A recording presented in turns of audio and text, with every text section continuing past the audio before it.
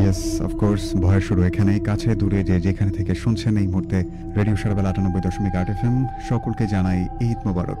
এই মুহূর্তে চলছে ভূতবেলা, আপনাদের সকলেরই মানে অপেক্ষার যেন শেষই হচ্ছে না। যেমন গত সপ্তাহে আমরা আসতে পারিনি, এই জন্য অনেকটা প্রেশার গেছে আমার উপর দিয়ে। অনেকে ফোন করে জানতে চেয়েছেন যে কেন হলো না। আমি জানিয়ে রেখি, এর আগে আমরা অ্যানাউন্সমেন্ট দিতে পারিনি আপনাদেরকে যে গত বৃহস্পতিবারে আমাদের পবিত্র শবে কদরের সম্ভাব্য তারিখ ছিল, যে জন্য আমাদের সম্প্রচার অফ ছিল। তো যাই হোক, আমরা পুরো একটি সপ্তাহ পর আবারও আপনাদের মাঝে ফিরে এসেছি। সো ভূতবেলার সকল লিসেনারকে আমি জানাতে চাই ঈদের অনেক অনেক শুভেচ্ছা, এবং আপনাদের প্রত্যেকের পরিবারকে ঈদের শুভেচ্ছা, ঈদ মোবারক।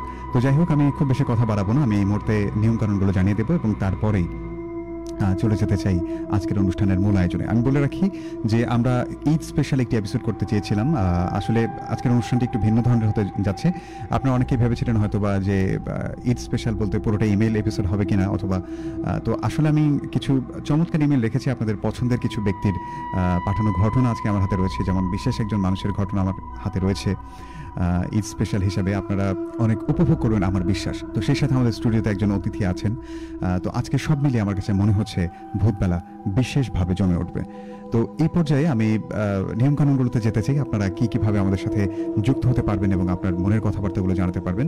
তার একটি মাধ্যম হচ্ছে ফেসবুকে আপনারা চাইলে আমাদেরকে শোনার পাশাপাশি দেখতেও পাচ্ছেন। এই মুহূর্তে রেডিও সারাবেলার যে একমাত্র ফেসবুক পেজটি রয়েছে, সেখান থেকে আমরা লাইভ করছি।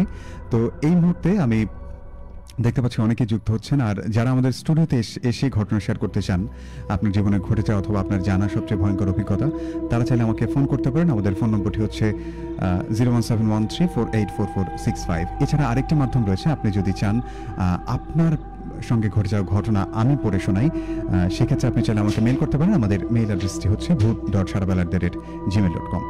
তো এই মুহূর্তে এগুলো ছিল নিয়মকানুন। আমি সরাসরি কোথায় চলে যাবো, আজকে অতিথির কাছে যাবো নাকি ইমেইলে চলে যাব? তো যাই হোক, আপনারা যুক্ত হতে থাকুন আমাদের কাছে। আজকে মোটামুটি 3টির মতো ভয়ানক ইমেল রয়েছে, আমরা সেই মেইলগুলোতে যাব। বাট তার আগে আমি আজকে আমাদের অনুষ্ঠানের প্রথম অতিথি, তার কাছ থেকে শুরু করতে চাই। আমরা তার কাছে শুনবো ঘটনা এবং এরপরেই সেখান থেকে ফিরে এসে সরাসরি চলে যাব ইমেইলে। তো আমাদের সাথে এই মুহূর্তে স্টুডিওতে আছেন তারেক ভাই, সরাসরি তার কাছে চলে যাচ্ছি। ভাই আসসালামু আলাইকুম। ওয়ালাইকুম আসসালাম ভাই। শুরুতে আপনাকে জানাই ঈদ মোবারক। ভাইয়া আপনাকেও ঈদ মোবারক। আচ্ছা, তো তারেক ভাই, এই মুহূর্তে আমরা আপনাকে অনেকদিন পর স্টুডিওতে পেলাম। এর আগেও আপনি একবার এসেছিলেন আমাদের। জি ভাইয়া, দ্বিতীয়বার সুযোগ করে দেওয়ার জন্য আপনাকে অসংখ্য ধন্যবাদ। ভূতবেলাকে আমি খুব ভালোবাসি, এই জন্য দ্বিতীয়বার আবার আসা। ওকে, জানি না ইনশাল্লাহ পরবর্তী কি হবে, কিন্তু চেষ্টা রাখবো যেন সবসময় আসতে পারি। ভূতবেলা আমি খুব ভালোবাসি, বিশেষ করে ভাইয়া আপনি অনেক ভালো, তার জন্য বেশি আশা Bhootbela. Thank you so much. তো তারেক ভাই, আমরা আজকে কোন ঘটনা শুনতে যাচ্ছি? আমার তো কিন্তু আপনার যে আপনি আগেরবার এসেছিলেন সেই ঘটনাটিও কিন্তু মনে আছে, যে আপনার বাসা কেন্দ্রিক একটা ঘটনা শেয়ার করেছিলেন। জি ভাইয়া, জি। আজকে যে গল্পটা আমি বলবো সেটা আমার বাসার মানে বেশি দূরে না, একটু অপর সাইডে, কিন্তু তার মুখে শোনা ভাইয়া। জি জি। তো আমি বেশি কথা বলবো না, সরাসরি ঘটনাতে চলে যাব। ওকে, আচ্ছা, আমরা শুনবো ঘটনা। জি ভাইয়া। তো শুরুতেই বলে রাখি, আমাদের বাড়ির পিছনে বিশাল বিশাল বড় একটা জঙ্গল আছে ভাইয়া, বুঝছেন তো? ওখানে জঙ্গলের পাশে একটা বাসা, মানে যার বাসা, ওর নাম হচ্ছে সাকিব। তো ও আমাকে নিজে মুখে গল্পটা বলছে। তো ওই যখন আমাকে বললো গল্পটা, প্রথমে আমি বিষয়টা বুঝি নাই যে আসলে মানে সত্যি কি না। পরে যখন আমি খোঁজ নিয়ে দেখলাম বা করলাম, আমি দেখলাম যে আসলে অনেক ভয়ানক গল্পটা। তো ভাইয়া ও আমাকে বললো যে বলো ওর বাবা নাকি ঢাকায় চলে গেছে, তো ওর মা তো অনেকদিন আগে মারা গেছে ভাইয়া। তো বাসাটা হচ্ছে আমার বাসা থেকে একটু পিছনে। তো যখন ছিল ঘটনাটা আমি বলে রাখি, ঘটনা হচ্ছে 2017 সালের দিকে। আচ্ছা, ওর কাছ থেকে শোনা 2017 সাল থেকে। তো 17 সালের দিকে ওর বাবা হচ্ছে ঢাকা একটা কোম্পানির কাজে জব করে, তো আসে যায়। তো ওই যখন ওর বাবা যখন আসছিল বাড়িতে, তো কিছুদিন থাকার পরে চলে গেছে ঢাকায়। আচ্ছা। তো ভাইয়া যাওয়ার পরে ওর একটা দাদি আছে, ওর মা তো মারা গেছে, ওর দাদি থাকে সাথে। তো হচ্ছে ওর একটা বন্ধু ফোন দিছে, তো বলে রাখি ওর বন্ধুর বাসা হচ্ছে বাদিয়াখালীতে। ওই ফোন দিছে যে বন্ধু আজকে তো আমার বাবা চলে যাবে, তার 8টা থেকে তুই সকালবেলা যাস বাড়িতে, এরকম বলছে ভাইয়া। তোর বন্ধু বলছে দেখ বন্ধু, আমি তো আজকে যেতে পারতেছি না, আমার বাড়িতে প্রবলেম আছে, আমি অন্য একদিন যাব। হুম হুম। তো ওই এখন আর কাকে ফোন দেয় কাকে ফোন দেয় না, একা একা বাড়িতে। ওর দাদি তো বয়স্ক টাইপের ভাইয়া, বুঝছেন। আচ্ছা। তো রাতের বেলার দিকে ওর কাছে তখন মোবাইল ছিল না। হ্যাঁ। তো ওই হালে বাড়িতে যখন ওর বাবা চলে গেল আনুমানিক 11টার দিকে ওই হালে শুয়ে আছে। হুম হুম হুম। মানে এমনি বই পড়তেছে, এটা করতেছে ওটা করতেছে, মানে বিশেষ করে ওই হচ্ছে অত মোবাইল নাই। তো এখন ওই কি করবে একা একা। রাইট। তো এখন রাতে ঘুমও আসতেছে না, বাবা চলে গেছে, মন খারাপ এক টাইপের। হুম হুম হুম। যখন ওর বাবা চলে গেছে 9টার দিকে গেছে, হুম। ওই 11টা, তখন আনুমানিক নাকি 11টা বাজে। আচ্ছা। 11টার দিকে ওই একা একা রুমে শুয়ে আছে। ওর দাদি হচ্ছে অপর সাইডে আরেকটা রুমে থাকে। হুম হুম হুম। তো হঠাৎ করে টিনের নাকি কিসের যেন একটা শব্দ হয়েছে, বুঝছেন ভাইয়া। আচ্ছা। মানে একটা বিকট শব্দ হয়েছে। হুম হুম হুম। শব্দটা এত ভয়ানক ছিল যা বলে বোঝানোর মতো না। ওর মুখে শুনে ওই ও আমাকে তখনও বলছে। তো যখন ওই আমাকে বললো ঘটনাটা, আমি তো ওর মুখে শোনার পরে দেখি ওর শরীর থেকে ঘাম ঝরতেছে ভাইয়া, এরকম এক অবস্থা। হুম হুম হুম। বিকট শব্দ, এত জোরে শব্দ, মনে হচ্ছে যে আসলে মানে টিনটা জানি একটু উড়ে নিয়ে যায়, এরকম একটা শব্দ। হুম হুম হুম। তো যখন এইরকম শব্দ, ওই এখন চিন্তা করতেছি এই রাতে এইরকম শব্দ করার মতো তো না, কোনো বাতাস নাই, কিছু নাই, ঝড়ের দিনও না ভাইয়া। হুম হুম হুম। তো এরকম শব্দ হবে, এখন ওই চিন্তায় পড়ে গেল যে কি করবে সে, এখন কি করবে।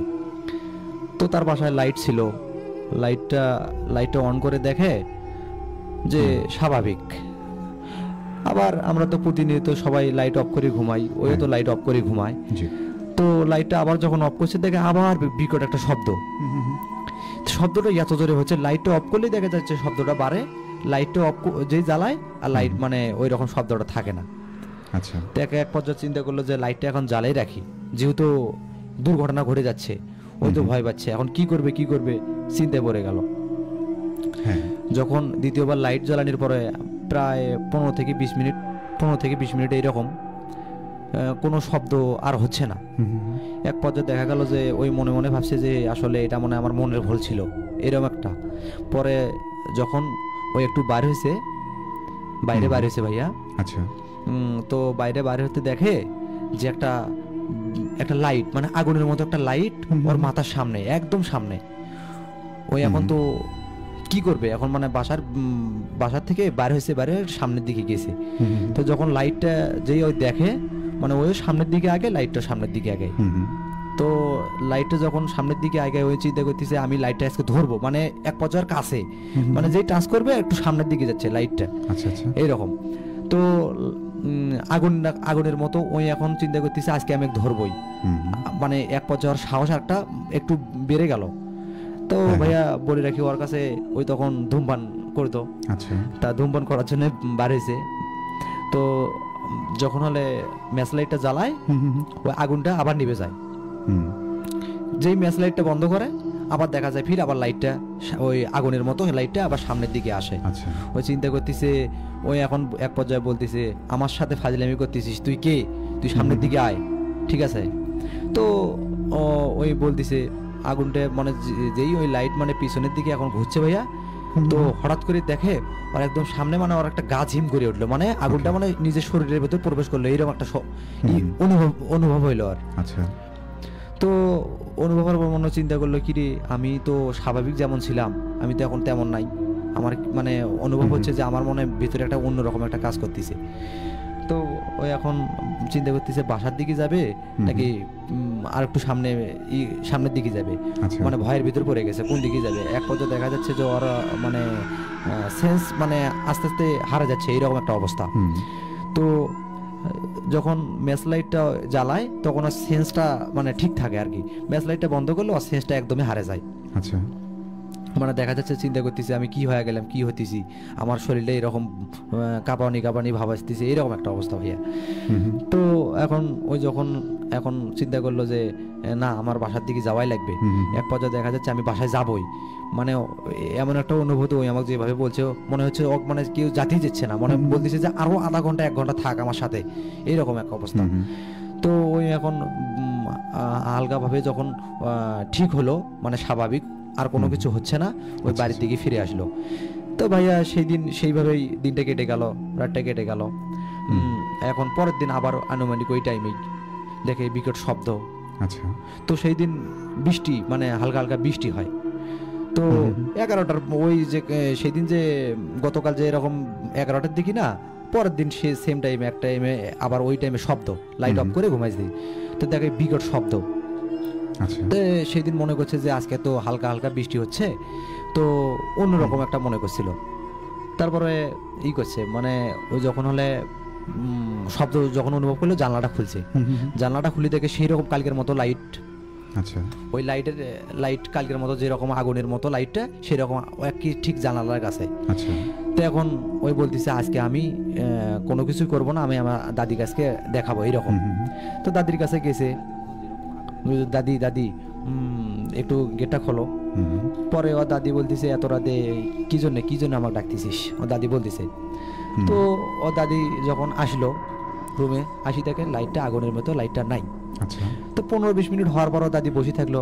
কয় বলতেছে যে তুই মনে হয় আমাকে এমনি বলতেছিস, বা এগুলো কিছু না, তুই ঘুমা, এগুলো কিছু না। তা ওই স্বাভাবিকভাবে ওই যে গতকাল যে ভয় পাইছে, ওই ভয়টার কথা আর বলে না দাদি। তো এখন বলতেছে দাদি আমি তো সঠিক আজকে দেখছি যে জায়গায় যে জানালার কাছে একটা কি যেন একটা আগুনের মতো আছে, আমি যে লাইট মারছি আগুনটা নাই এরকম। তো দাদি বলছে যে দেখ এগুলা কিছু না, তুই হয়তো ভুল দেখছিস। দাদি এরকম বলে ও বলছে যে তুই থাক, আমি আমার রুমে গেলাম। তো ভাইয়া যেরকম কাজ সেই রকম, ও দাদি চলে গেল অন্য রুমে। তো সেই দিনও আর কি দাদি যাওয়ার পরে সেই দিনও ওর সাথে আর কিচ্ছু হয়নি। তো এইরকম 5-7 দিন যখন কেটে গেল, 5-7 দিন যখন কেটে গেল, ওই মাঠে যখন ফুটবল খেলতে যায়, দেখা যায় ওই মাঠে যখন খেলে আস্তে আস্তে আগে যেরকম খেলতো, ওর বন্ধু বান্ধবের সাথে ওইরকম সেভাবে আর মেশে না। মানে ও বলে যে বন্ধু আজকে ফুটবল খেলতে যাবো, কয় না আমি যাব না। মানে দিন দিন ওর অবনতি, মানে একটা খারাপ দিক যে হবে মানুষের, ওই খারাপের দিকে যাচ্ছে ওই যে প্রভাবটা। তা আস্তে আস্তে ওই দেখা যাচ্ছে ওই মানে কিছু খায় না, মানে খেলাধুলা করে না বন্ধুর সাথে, কোনো বন্ধু ডাকলে মানে খিনসুটি একটা ভাব বন্ধুর সাথে যেমন করায় সেই রকম করতেছে ভাইয়া। তো প্রতিদিন আর বন্ধুরা আসে, চল বন্ধু আজকে অমুক জায়গায় খেলা, কিন্তু বলে রেখে ভালো যে ওই একটা অনেক মানে সবসময় ওই মানে খেলার আগ্রহটা ওরে সবসময় বেশি থাকতো ভাই, খেলার আগ্রহটা সবসময় বেশি থাকতো, যে মানে যে কোনো খেলাধুলাতে ওই সবসময় আগে থাকতো। তো দিন দিন দেখা যাচ্ছে ওই কোনো খেলাধুলাতে ওই মানে আগাই না আর, মনে কর কোনো জায়গাতে ওই যায় না, কিছু করে না, একা একা মানে দিন দিন খুব শুকিয়ে যাচ্ছে। তো দাদি এখন বলতেছে তুই খাস না, কিছু করিস না, তুই বাড়ি থেকেও বের হইস না, তোর কি হয়েছে? কয় দাদি আমি তোমাকে বলি রাখি, সেই দিন তুমি যে আমি তখন তোমাকে লাইটটা দেখালাম, তুমি বললা যে কিছু নয়, আমি তার আগের দিন রাতে অনেক ভয় পাইছি, আমি এইরকম বলে রাখা ভালো, আমি তুমি সিগারেট খাইতে বাইরে হয়েছিলাম। তো ও দাদির সাথে শেয়ার করছে ভাইয়া সিগারেটের কথা সেই দিন। তো দাদি বলছে আমি সেই দিন সিগারেট খেতে বের হয়েছিলাম, আমি লাইট যেই মারি ও আলোটা আমি ধরতে যাই, লাইটটা যে টিপ দেই সামনের দিকে আগাই, এরকম এক অবস্থা। তো দাদি বলছে তাহলে চল তোকে নিয়ে আমি এক কবিরাজের বাড়িতে যাই। তো ভাইয়া কবিরাজের বাড়িতে গেছে, যার পর কবিরাজে একটু পানি ভরা দিছে, দিয়ে বলছে সেদিন যে রাতে তুমি গেছিলা তোমার কপালটা খুব ভালো ছিল, মানে কবিরাজে যাওয়ার সাথে এগুলা বলতেছে যে তুমি যে সেদিন যে বের হয়েছিলা ঘর থেকে তোমার কপালটা খুব ভালো ছিল, যে ওই তোমার কোনো ক্ষতি করতে পারে নাই। জি। তো বলছে এই পানি ভরাটা খাও, তুমি ভালো হয়ে যাবে। আর রাতের বেলা লাইট অফ করে ঘুমাও, ঠিক আছে, কিন্তু কোনো শব্দ টব্দ হইলে আর বের হওয়ার দরকার নাই। জি ভাইয়া, মানে কবিরাজ বলছে যে কোনো যত কিছু হয়ে যায় তুমি বাড়ির ভেতর থেকে বের হবা না। তো পানি ভরা দিছে ভাইয়া, আরো ওই যে গলাতে একটা লকেট দেয় না, এরকম একটা লকেট দিছে, যে কবিরাজ একটা লকেট দিছে। তো ওই লকেট কইছে যে যত কিছু হোক তুমি এই লকেটটা খুলবা না, মানে কবিরাজে বলছে এই লকেটটা তোমার খোলার দরকার নাই। তো ভাইয়া ওই এখন হচ্ছে বাড়িতে আসছে, আসার পরে বেশ কয়েকদিন গেছে, ওই যে কবিরাজের যে পানি পড়া হচ্ছে লকেট দিছে, আর কোনো ক্ষতি হয় নাই, মানে কোনো রাতে কোনো যে বিকট শব্দ বা কোনো কিছু এগুলো কিচ্ছু হয় নাই। তবে একদিন ওর বন্ধু, এখন তো বন্ধুরা আসে ওই সবসময় খেলাধুলা করে, তো একদিন খেলাধুলা করতে কখন যে ওর লকেটটা পড়ে গেছে ওই আর উপলব্ধি করতে পারে না। তো সেই দিন যখন লকেটটা পড়ে গেছে ওই বুঝতে পারে নাই ভাইয়া। তো রাতে ঘুমাইছে, ওই ঠিক 11টার দিকে, আবার 11টার দিকে দেখে বিকট শব্দ, ঠিক আছে ভাইয়া। তো বিকট শব্দটা হওয়ার পরে ওই চিন্তা করছে আজকেও আমার এরকম শব্দ হচ্ছে। কবিরাজ বললো, পরে যেই গলাতে হাত দিয়ে দেখে যে ওর লকেটটা নাকি ওর নাই, মানে ইটা আছে, সুতাটা আছে, ওর লকেটটা পড়ে গেছে কই জানি। তো যখন লকেটটা পড়ে গেছে ওই এখন মনে করছে যে আমি তো খেলাধুলা করতে গেছিলাম ফুটবলে বিকেলবেলা, হয়তো ওখানে পড়েছে। তো এখন যে শব্দটা হয়েছে ওই এখন চিন্তা করতেছে আজকে আমি কি করবো, আজকে তো আমার শেষ, যেহেতু কবিরাজ বলছে যে এই লকেটটা পড়ে গেলে তোমার কোনো সমস্যা ক্ষতি হতে পারে। তো প্রতিদিনের মতো ওই যে খেলাধুলা করে আসতো, কোনো ক্ষতি হতো না। সেদিন লকেটটা পড়ে যাওয়ার পরে ওই রাতেতেই ওর ওই দুর্ঘটনা ঘটে গেল। তো ভাইয়া বলি রাখা ভালো, ওই আমাকে যখন যেভাবে বলছে সেভাবে বলতেছি, দেখে যে এমন একটা শব্দ হচ্ছে, মনে হচ্ছে যে আসলে কেউ মনে হয় উপর থেকে অক টানিয়ে উপরে তোলার চেষ্টা করতেছে, টিনটা ছিদ্র করে অক মানে উপরে নেবে, এইরকম এক অবস্থা। তো যখন ওই হলে বিকট শব্দ, এখন দাদিকেও যে ডাক দিবে এই অবস্থা নাই। আর যে চিন্তা করতেছে দাদিকে যদি আমি ডাক দেই, যদি আমাকে অতি মানে আক্রমণ করে, এরকম অবস্থা। তো হলে এখন চিন্তা করতেছে ওই তো সূরা আলহামদুলিল্লাহ সব সূরাই ওই পাঠ করতেছে ভাইয়া, দরুদ শরীফ সহকারে সবকিছু করতেছে, তো কোনো কিছুতে কাজ হচ্ছে না। দেখা যায় বিকট শব্দটা বের হয়ে যাচ্ছে, খালি শব্দ টিনের উপরে থাকি হচ্ছে। তো এখন ভাইয়া এখন কি করবে, ওই যে পানি ভরা খাইছে, ঠিক আছে, পরে লকেটটা হারানোর পরে তো শব্দটা বেশি হচ্ছে। তো লাইটটা ওই আবার কষ্ট করে ম্যাচ লাইটটা জ্বালাছে ঘরের ভিতরে, নাকি ওই সিগারেট সেই দিন খাইছে ভাইয়া। সিগারেটটা খাওয়ার পরে আর দেখে কোনো শব্দ নাই, পরে সাহস করে সিগারেট নিয়ে দাদির কাছে গেছে ওই। তো দাদির কাছে যখন গেছে, দাদিক যা বলতেছে, দাদি আমার তো অবস্থা আছে খুব খারাপ, আমার লকেটটা কই জানি পড়ে গেছে, আমার টিনের উপরে এরকম মানে শব্দ হচ্ছে, আমি এখন কি করব। এখন ওর দাদি এখন ওর সাথে সেই দিন ওর রুমে তো 2টা খাট ভাইয়া, তো বিছানা 2টা, তো ওর দাদি সেই দিন ওর সাথে থাকছে। আচ্ছা। তো সেই দিন ওর দাদি যখন ওর সাথে থাকছে আর কোনো সমস্যা হয় নাই। পরের দিন আবার কবিরাজের কাছে গেছে, যার পরে কবিরাজ বলছে যে তোমাকে তো সেই দিন বিশেষ করে বললাম যে তুমি গলা থেকে কোনো লকেটটা জেনে না পড়ে যায়, কই ফেলাইছো। কয়েছে দেখেন আমি তো হলে ফুটবল খেলতে গেছিলাম, হয়তো সেখানে পড়ে গেছে। তো কবিরাজ সেই রকম রাগ, পরে আবার কবিরাজ একটা লকেট দিছে। লকেট দেওয়ার পরে এখন ওই ভালোই আছে, আর কোনো সমস্যা হয়নি ভাইয়া। আচ্ছা আচ্ছা, এখন পর্যন্ত খুব ভালোই আছে ভাই। জি।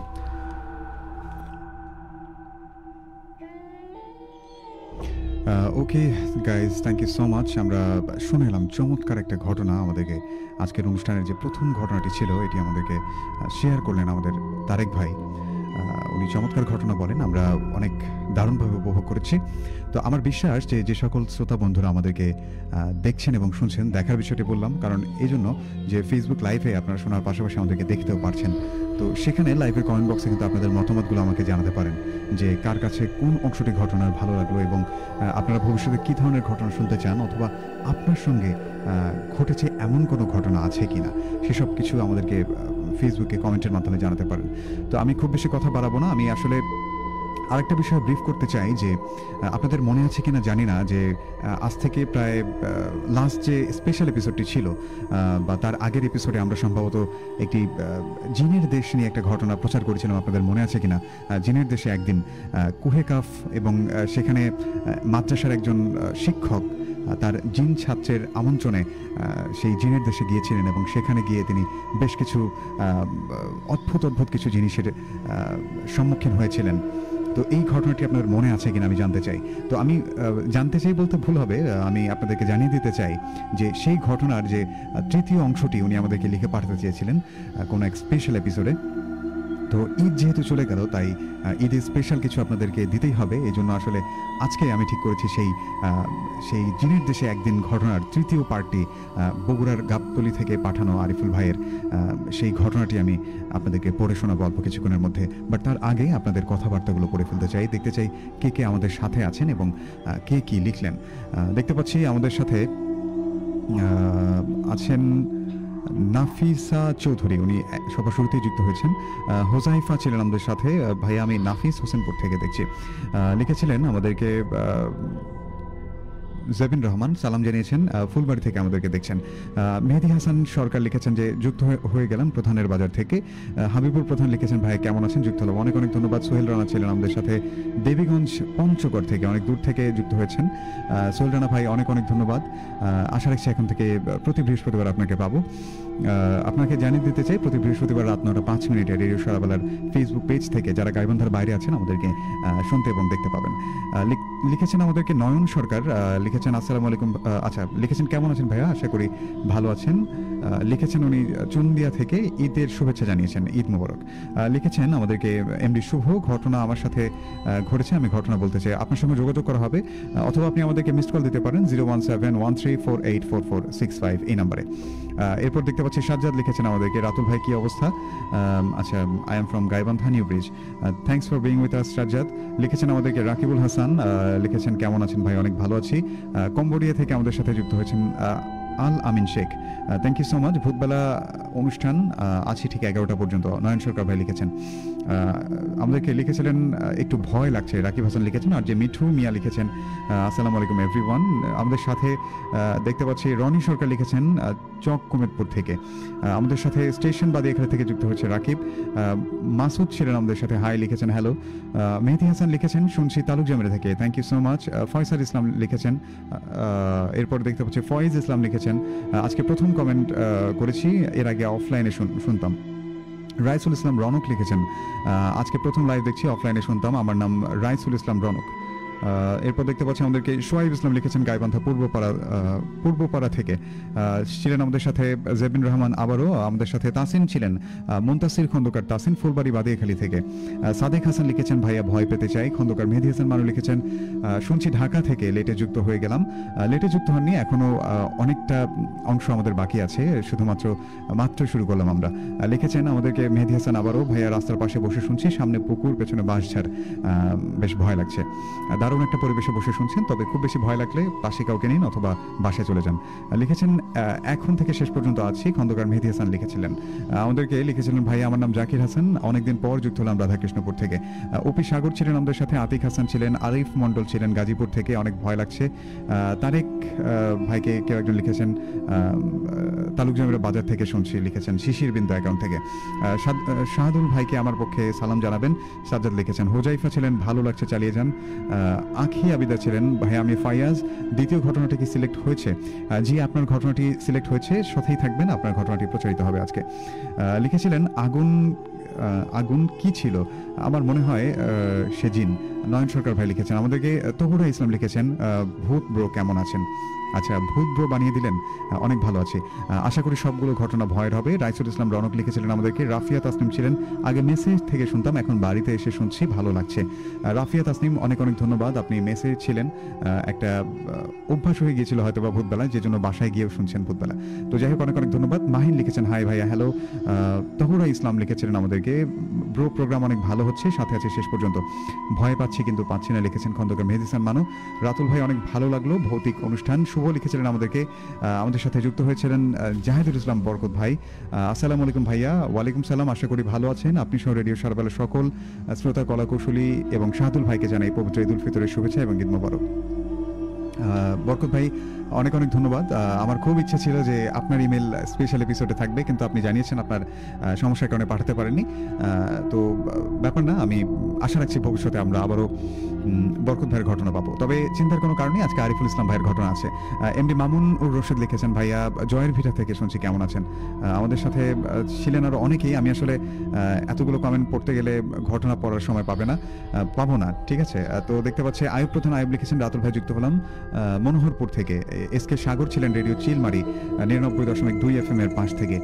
এসকে সাগর ভাই অনেক অনেক ধন্যবাদ। চিলমারির যদি ভৌতিক কোনো ঘটনা থেকে থাকে অবশ্যই কিন্তু আমাদেরকে পাঠিয়ে দিতে পারেন। এরপর লিখেছিলেন আমাদেরকে আরেক্স আলিম ক্রোরগাছা মাস্টারপাড়া থেকে শুনছি। রাতুল ভাই একটু দেরিতে যুক্ত হলাম, চালিয়ে যান, শেষ পর্যন্ত আছি। এস এম মন্না ছিলেন আমাদের সাথে, মন্না শেখ রামপুরা থেকে আমাদেরকে দেখছেন। তো যাই হোক, আমাদের সাথে শুনছি রাজার বাড়ি থেকে শফি সুজন লিখেছেন আমাদেরকে লিখেছেন ইন্টারন্যাশনাল ভার্চুয়াল কিং। আচ্ছা, শাপলা মিল থেকে যুক্ত হয়েছেন। তো যাই হোক, অনেক অনেক ধন্যবাদ। মোবাসির ফারহান লিখেছেন খুব সুন্দর হচ্ছে। মিনহাজ প্রধান লিখেছেন গোপালপুর থেকে। অনেক অনেক ধন্যবাদ যারা যারা আমাদেরকে এতক্ষণ আপনাদের সুন্দর সুন্দর মতামতগুলো জানাচ্ছিলেন। তো এ পর্যায়ে আমি আর কথা বাড়াবো না, সরাসরি চলে যাব আমার হাতে থাকা যে প্রথম মেইলটি রয়েছে আজকে ঈদ স্পেশাল এপিসোডের প্রথম স্পেশাল ইমেল, যেটি আমাদেরকে পাঠিয়েছিলেন আরিফুল ইসলাম ভাই। উনি যেভাবে লিখেছেন আমি ঠিক সেভাবেই পড়ার চেষ্টা করছি।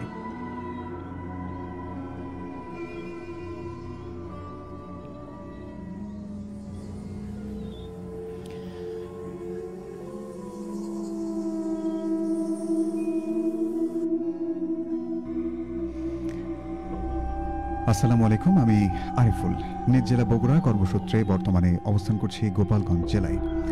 শুরুতেই আমার কলিগ নাজমুল ভাই ও জুয়েল ভাইকে ভূতবেলার এপিসোডে স্বাগত জানাই। অনেক শ্রোতাই জিনের দেশে একদিন এই ঘটনার প্রথম এবং দ্বিতীয় পার্ট শোনার পর তৃতীয় পার্ট শোনার জন্য অপেক্ষা করছেন এবং অনেকে অনুরোধও জানিয়েছেন। আজকে এই ঈদ স্পেশাল এপিসোডে আজকের ঘটনাটির তৃতীয় অংশ শেয়ার করছি। ঘটনার শুরুতেই একটা সত্য বিষয় সামনে এনেই ঘটনাটি শুরু করব। সত্য বিষয় হলো যে উৎস থেকে ঘটনাটা সংগ্রহ করা, সেখানে বলা আছে যে কোনো আলেমের পরামর্শ এবং কিছু আমল ব্যতীত এই ঘটনা শোনা, শেয়ার করা বা আলোচনা করার কারণে জিনদের নজরে আসার সম্ভাবনা রয়েছে।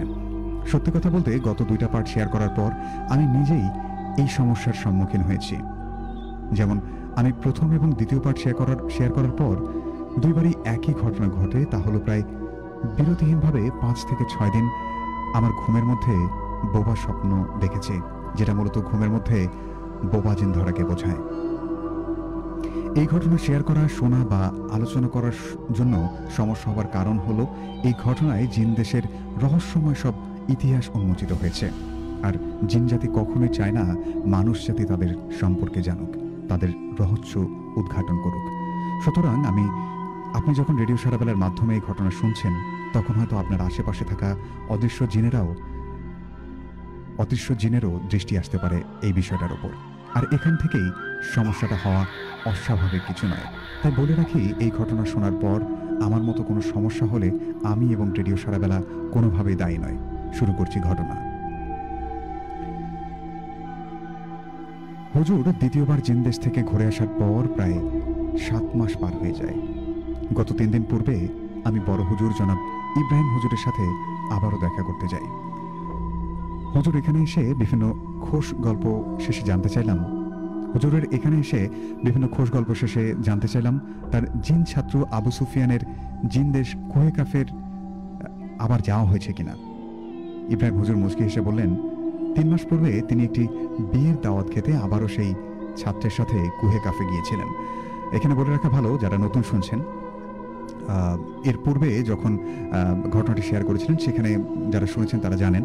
তো আমি আপনাদের জন্য আরেকবার বলে দিচ্ছি যে কোন একটি মাদ্রাসায়, খুব বিখ্যাত একটি মাদ্রাসায় একটা জিনের সন্তান ভর্তি হন এবং সেখানে সেই যে বড় হুজুর যে ছিলেন সেই মাদ্রাসার, তার সঙ্গে সেই ছাত্রের অনেক ভালো সম্পর্ক তৈরি হয়ে যায় এবং একটা সময় পর কোনো এক পরিস্থিতির কারণে সেই জিন দেশে সেই হুজুরকে নিয়ে যাওয়ার জন্য খুব ব্যস্ত হয়ে পড়ে সেই ছাত্র, এবং সেই ছাত্রের নাম ছিল আবু সুফিয়ান। তো সেই ঘটনার 2টি অংশ পার হয়ে গেছে। এটি তৃতীয় অংশ আমাদেরকে লিখেছেন আরিফুল ইসলাম। তো বাকি অংশ আপনারা শুনলে বুঝতে পারবেন। তো এরপর ইব্রাহিম হুজুর মুচকি হেসে আমাকে বললেন যে 3 মাস পূর্বে তিনি একটি বিয়ের দাওয়াত খেতে আবারও সেই ছাত্রের সাথে কুহে কাফে গিয়েছিলেন। আসুন হুজুরের বয়ানে জেনে নেই কুহে কাফের সেই দৃশ্যপটের খণ্ডচিত্রগুলো। আমার ছাত্র আবু সুফিয়ান হুট করে একটি শ্বেত কাগজে মোড়ানো একটি কার্ড ধরিয়ে দিল আমার হাতে। কার্ডটিতে আরবি কিছু কথামালা লেখা। যেহেতু আমি আরবি বোঝার ক্ষমতা রাখি, তাই কার্ডটি পড়ে যা বুঝলাম তা হলো আবু সুফিয়ানের বড় ভাইয়ের বিয়ে। সেই বিয়েতে আমাকে নিমন্ত্রণ করা হয়েছে। আমাদের ইনসানদের রেওয়াজ হলো কোথাও নিমন্ত্রণ পেলে সাথে করে খাদ্যদ্রব্য কিংবা কিছু উপহার বা উপঢৌকন হিসেবে নিয়ে যাওয়া উচিত। কিন্তু দাওয়াত যেহেতু পেয়েছি, সেখানে তো যেতেই হবে, তাও আবার জিন দেশের দাওয়াত। কিন্তু কি নিয়ে যাব সেখানে, এটা ভেবে একটু দ্বিধায় ছিলাম। আবু সুফিয়ানের কার্ড পেয়ে দাওয়াত গ্রহণ করলাম। তার সাথে আমার কথা হয়, আমরা বৃহস্পতিবার দিবাগত রাত এশায় কুহে কাফে ভ্রমণ করব। তো বুধবার আমার স্ত্রীর সাথে আলোচনা করে সিদ্ধান্ত নিলাম সাথে করে কুমিল্লার বিখ্যাত রসমালাই 10 কেজি এবং পেরা ভান্ডার থেকে 10 কেজি মিষ্টি সাথে নিয়ে যাব উপহার হিসেবে। বৃহস্পতিবার বিকেলে যথারীতি মিষ্টি ও রসমালাই কিনি এবং কিনে নিয়ে মাদ্রাসায় চলে আসি। অনেক মিষ্টি এবং রসমালাই দেখে মাদ্রাসার অনেকেই কানাঘোষা করতে লাগলো। আমি কোনো টু শব্দ না করেই নিজের মতো করে ব্যাগে জামা কাপড় গোছাচ্ছিলাম। সন্ধ্যায় মাগরিব নামাজ শেষ করে আবু সুফিয়ান আমার রুমে এসে কিছু খেজুর দিল। এশার নামাজের পর আমি যেন কুহে কাফে যাওয়ার নিয়তে রুমের লাইট অফ করে খেয়ে ঘুমিয়ে পড়ি। কুহে কাফে যাওয়ার জন্য যা যা সাথে নেব সবই আবু সুফিয়ানকে বললাম, সে যেন নিজ দায়িত্বে সেগুলো সঙ্গে করে নিয়ে যায়। বাদেশার পর রুমে আসতেই আমার স্ত্রী আমাকে কল দিয়ে বললেন, আমার ছোট বাচ্চার পেটে চরম পীড়া দিচ্ছে, আমি যেন কাল বিলম্ব না করেই বাসায় চলে যাই। কিন্তু এদিকে কুহে কাফে যাওয়ার জন্য আর বেশি সময় নেই। দ্বিধায় পড়ে গেলাম। চটজলদি আমি আবু সুফিয়ানকে ডাক দিলাম। আবু সুফিয়ান আমার রুমে আসতেই আমি আমার বাচ্চার পেটের পীড়ার কথা তাকে জানালাম। সে আমাকে আশ্বস্ত করে বলতে লাগলো, আপনি এ নিয়ে কিছু ভাববেন না, আপনি তৈরি হয়ে থাকুন, রুমের দরজা জানলা বন্ধ করে লাইট অফ করে বিসমিল্লাহ বলে খেজুর খেয়ে শুয়ে পড়ুন। তো এরপর আমি আপনার বাড়ি থেকে আসি, এই কথা বলে আপনার বাচ্চা আল্লাহর রহমতে সুস্থ হয়ে যাবে, এই কথা বলে আবু সুফিয়ান সেখান থেকে চলে যায়। আমি ওর কথায় ভরসা পেয়ে আমার স্ত্রীকে ফোন করে বললাম, তুমি টেনশন করো না, আবু সুফিয়ান এখনই আসবে, বাচ্চার পীড়া ভালো হয়ে যাবে ইনশাল্লাহ। আমি আবু সুফিয়ানের কথা মোতাবেক রুমের লাইটটা বন্ধ করলাম এবং বড় সাইজের ওর দেয়া আজোয়া খেজুর বিসমিল্লাহ বলে খেয়ে নিলাম। খেজুরগুলো লম্বায় প্রায় 2 আঙুল পরিমাণ বড় হবে, হৃষ্টপৃষ্ট হওয়ায় রসে টয়টুম্বুর ছিল। এমন খেজুর দুনিয়াতে আছে কিনা আমার জানা নেই। একটা খেজুর খেয়েই বুঝলাম এ যেমন তেমন খেজুর নয়। স্বাদের কথা কি আর বলবো, যেন অমৃত খাচ্ছি। একটা খেয়েই মনে হলো পেট ভরে গেছে। দ্বিতীয় খেজুরটি অনেক কষ্টে খেলাম, কেমন যেন একটা নিদ্রা ভাব চলে আসলো সেটি খাওয়ার পর। আমি আল্লাহর নাম দিয়ে ডান কাত হয়ে শুয়ে পড়লাম। তৃতীয় খেজুরটি আমার টেবিলের পেয়ালার ওপর ছিল, সেটা খাওয়ার সম্ভব হলো না। আমার যখন জ্ঞান ফিরল তখন আমি নিজেকে আবিষ্কার করি সেই কুহে কাফে, অর্থাৎ জিনের দেশে। সেখানে জ্ঞান ফেরার পর আবু সুফিয়ানকে পাশে দেখতে পাচ্ছি না। গতবার যখন সে আমাকে এখানে নিয়ে এসেছিল তখন সেও আমার সাথে ছিল। এবার কিছুটা ভয় পেয়ে গেলাম। খুব নির্জন আর পরিপাটি সুন্দর ফুল আর ফলের সমাহারের মাঝে থাকলেও কেমন ভয় ভয় করছিল। ওই অবস্থায় কি করব আমি কিছুই বুঝতে পারছি না। আল্লাহর নাম নিয়ে সামনে এগোচ্ছি আর মনে মনে ভাবছি রুমে যে কতগুলো মিষ্টি আর রসমালাই রেখে এসেছি সেগুলো আবু সুফিয়ান নিয়ে এসেছে কিনা। কিছু দূর যেতেই চোখের পলকে ইয়া লম্বা একটা চিকন জুব্বাধারী লোক আমার সামনে দাঁড়িয়ে আমাকে সালাম প্রদান করলেন। আমি সালামের জবাব দিয়ে বললাম, আপনি কি? আর আবু সুফিয়ানকে দেখতে পাচ্ছি না কেন এখানে? জুব্বাধারী লোকটির চেহারা শুভ্র সাদা আর চোখগুলো যেন ঠিক বিড়ালের মতো। লোকটার শরীর থেকে মিষ্টি একটা ঘ্রাণ বেরোচ্ছে। লোকটি তার পরিচয় দিল সে নাকি আবু সুফিয়ানদের বাড়ির পাহারাদার। আবু সুফিয়ান তাকে নাকি পাঠিয়েছে আমাকে নিয়ে যাওয়ার জন্য। আবু সুফিয়ান এখনই আবার আমার বাসায় যাবে আমার বাচ্চার পেটের পীড়া ভালো করার ঔষধ নিয়ে, তাই আমার সাথে নাকি দেখা হবে না সেটি দারোয়ানকে বলে গেছে। আমি পাহারাদার জিনকে বললাম, তোমার নাম কি? সে আমাকে বলল ওর নাম আজিজ। আমি জিন পাহারাদার আজিজের সাথে কিছু দূর যেতেই অচেনা একটা ফুল বৃক্ষের ওপরে তুলার ঘরে প্রবেশ করলাম। ভেতরে ঢুকে আমি তো পুরো অবাক হয়ে গেলাম। আমি দেখি এখানে আমার মতন 33 জন ইনসান তথা আদম মানব বসে আছে। আমি সবাইকে সালাম প্রদান করতেই এক মুরব্বী আমাকে একটু জায়গা ছেড়ে দিয়ে বসতে বললেন। আসুন, সাদরে আসন গ্রহণ করুন। জিন আজিজ চলে যাওয়ার পর আমি আমতা আমতা করে বললাম, আপনারা কে, কোথা থেকে এসেছেন? যদি একটু পরিচয় দেন তাহলে খুব উপকৃত হতাম। এক এক করে সবাই নিজের পরিচয় দিল। আমি সহ মোট 3 জন বাংলাদেশি ছিলাম সেখানে। বাকিগুলো ভারতী, পাকিস্তানি সহ আরব দেশের বিভিন্ন মুহাদ্দিসরা ছিলেন। আমার দেশের বাকি 2 জনের বাড়ি ছিল বাগেরহাটের কোনো এক মাদ্রাসার। একজনের নাম রকুন উদ্দিন পাটোয়ারি, আরেকজনের নাম আলহাজ জোবাইর হোসেন সালাম। আমি নিজ দেশের 2 জন সঙ্গী পেয়ে মনে মনে খুব পুলকিত ছিলাম।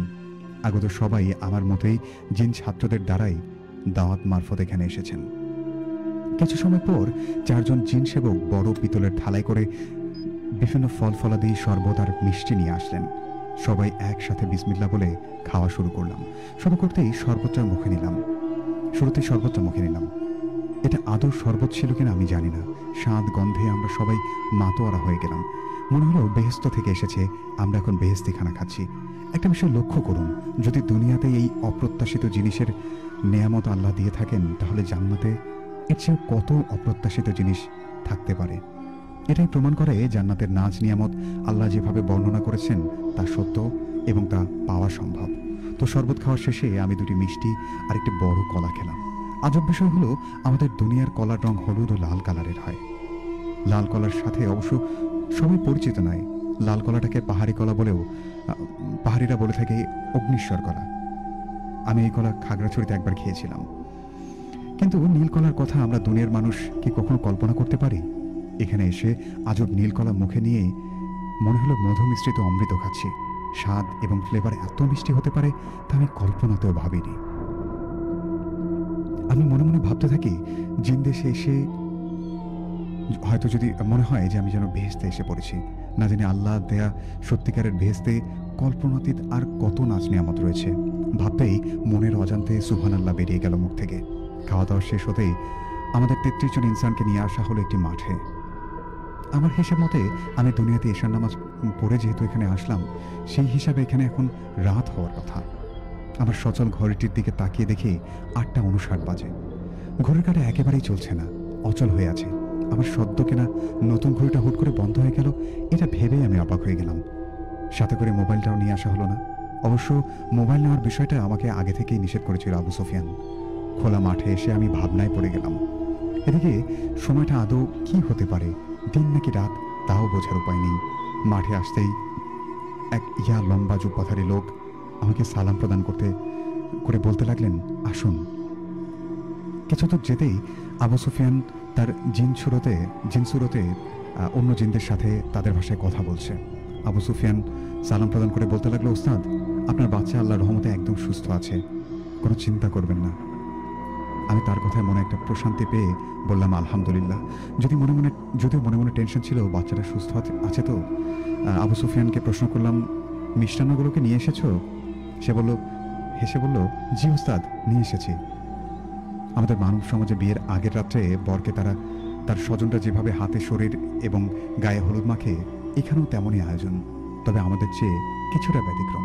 আমরা ৩৩ জন আদমকে এক সারিতে বসতে দিল এবং অন্য সারিতে জিনরা বসলেন। জিনদের সংখ্যাগুলো আমাদের পক্ষে গোনা সম্ভব ছিল না। আমাদের মানব সমাজে গায়ে হলুদে গান বাজনা করা হয়, কিন্তু এখানে সম্পূর্ণ উল্টো। হবু বর জিনকে একটা বড় জলচৌকিতে বসানো হলো। সামনে দেখলাম মেহেদি আইটেমের মতো কিছু পেস্ট, আর কয়েক আইটেম নাম না জানা পেস্ট ছিল, সেগুলো পরিচয় আমার জানা নেই। কয়েক মিনিট পর শাম প্রদেশের এক আদম হুজুরকে ডেকে নিয়ে আসা হলো। ওনাকে অনুরোধ করা হলো নবীর উদ্দেশ্যে দরুদ শরীফ পড়তে। সবাই দরুদ শরীফ পাঠ শেষে মনোজাত ধরলাম। শুভ বিবাহে জিন ভাইয়ের দাম্পত্য জীবন সুখের কামনা করে মনোজাতের ইতি করা হলো। মনোজাত শেষ হতেই সবাইকে আবারও মিষ্টি এবং রজ্জু ফল দেওয়া হলো। রজ্জু ফলের পরিচয়টা আমি পূর্ববর্তী সুফিয়ানের কাছে জেনেছিলাম। রজ্জু ফলটা অনেকটা দেখতে পৃথিবীর ড্রাগন ফলের মতো, লাল টসটসে। ২ কামড় দিয়েই বুঝলাম স্বাদ কারে কয়ে। পৃথিবীর শ্রেষ্ঠ স্বাদটা আমি রজ্জু ফলের থেকেই আস্বাদন করেছি বলে মনে হলো। খাওয়া দাওয়া শেষ করে আমরা আগের মতো আমাদেরকে অগ্রাধিকার দেওয়া হলো জিন বরের গায়ে মেহেদি হলুদ ছুঁয়ে দিতে। এক এক করে সবাই এই একই কাজ শেষ হলে জিন জাতি তার স্বজনদের সবাইকে বলতে লাগলেন যে তারা যেন তাকে হলুদ রাঙায়। কিছু সময় পর আমার খুব ঘুম পেল। আবু সুফিয়ানকে বললাম ঘুমানোর ব্যবস্থা করার জন্য। আবু সুফিয়ান আমাকে আলাদা একটা রুমে নিয়ে গেল এবং সেখানে গিয়ে আমার ঘুমানোর ব্যবস্থা করে দিল। অন্যান্য আদম সঙ্গীদের কি হলো সেটা আমি জানি না, হয়তো ওনারাও জিন ছাত্রের তত্ত্বাবধানে বিশ্রাম নিতে চলে গিয়েছেন। আমি একটা ঘরে এসে দেখলাম মখমলের নরম আসনে এসে ঘুমিয়ে পড়লাম। ফজরের আজান হতেই আবু সুফিয়ান নামাজের জন্য তাগাদ দিল আমাকে। মসজিদ সেই রুমটা থেকে প্রায় ৪-৫ কিলোমিটার দূরে হবে, কিন্তু কিভাবে না হেঁটে মসজিদ এলাম কিছুই বলতে পারছি না। মসজিদের সামনে আসতেই দেখলাম আরবিতে মসজিদের নাম লেখা বাইতুল হিকমাহ জামে মসজিদ। এত প্রশান্তিদায়ক লাইট পাখাবিহীন আলোকিত মসজিদ দেখে আমি অবাক হয়ে গেলাম। ঘোর অন্ধকারেও কেমন যেন আলোর ঝলক দেখা যাচ্ছে। আমি খেয়াল করে দেখলাম এই আলোর উৎস হলো মসজিদের দেয়ালের সাদা মার্বেল পাথর থেকে আসছে। মসজিদের বাইরে শত শত জোনাকি পোকা আলো আধারিতে পরিবেশটা কি দারুণ সুন্দর লাগছে। বিভিন্ন রঙের প্রজাপতি ওড়াউড়ি করছে সেখানে। মসজিদে ঢুকেই নামাজ শেষ করে আবারও আমরা সেই ৩৩ জন আদম সন্তান একত্রিত হলাম। আমাদের শাহী দরবারে নিয়ে যাওয়া হলো। শাহী দরবারে এসে আমরা ধরে নিলাম হয়তো বেহেশতে এসে গিয়েছি। আহা, আল্লাহর সৃষ্টি জিনদের তৈরি এই শাহী দরবার যদি আমাদের কাছে বেহেশত মনে হয়, না জানি আল্লাহর দেয়া বেহেশত আরো কত সুন্দর হবে। নিজেকে যেন খুব সৌভাগ্যবান মনে হতে লাগলো। দুনিয়ার এত লোক থাকতে আমরা ৩৩ জন মানুষ এখানে এত সুসজ্জিত সম্মানীয় স্থানে আসতে পেরেছি। সমস্ত প্রশংসা আল্লাহর জন্য, আলহামদুলিল্লাহ। আল্লাহর ইচ্ছা ছাড়া কোনোভাবেই আমাদের এখানে আসা সম্ভব নয়। শাহী মহলে আমরা ৩৩ জনকে ভুরি ভোজ করানো হবে। সবাই স্ব স্থানে বসে পড়লাম।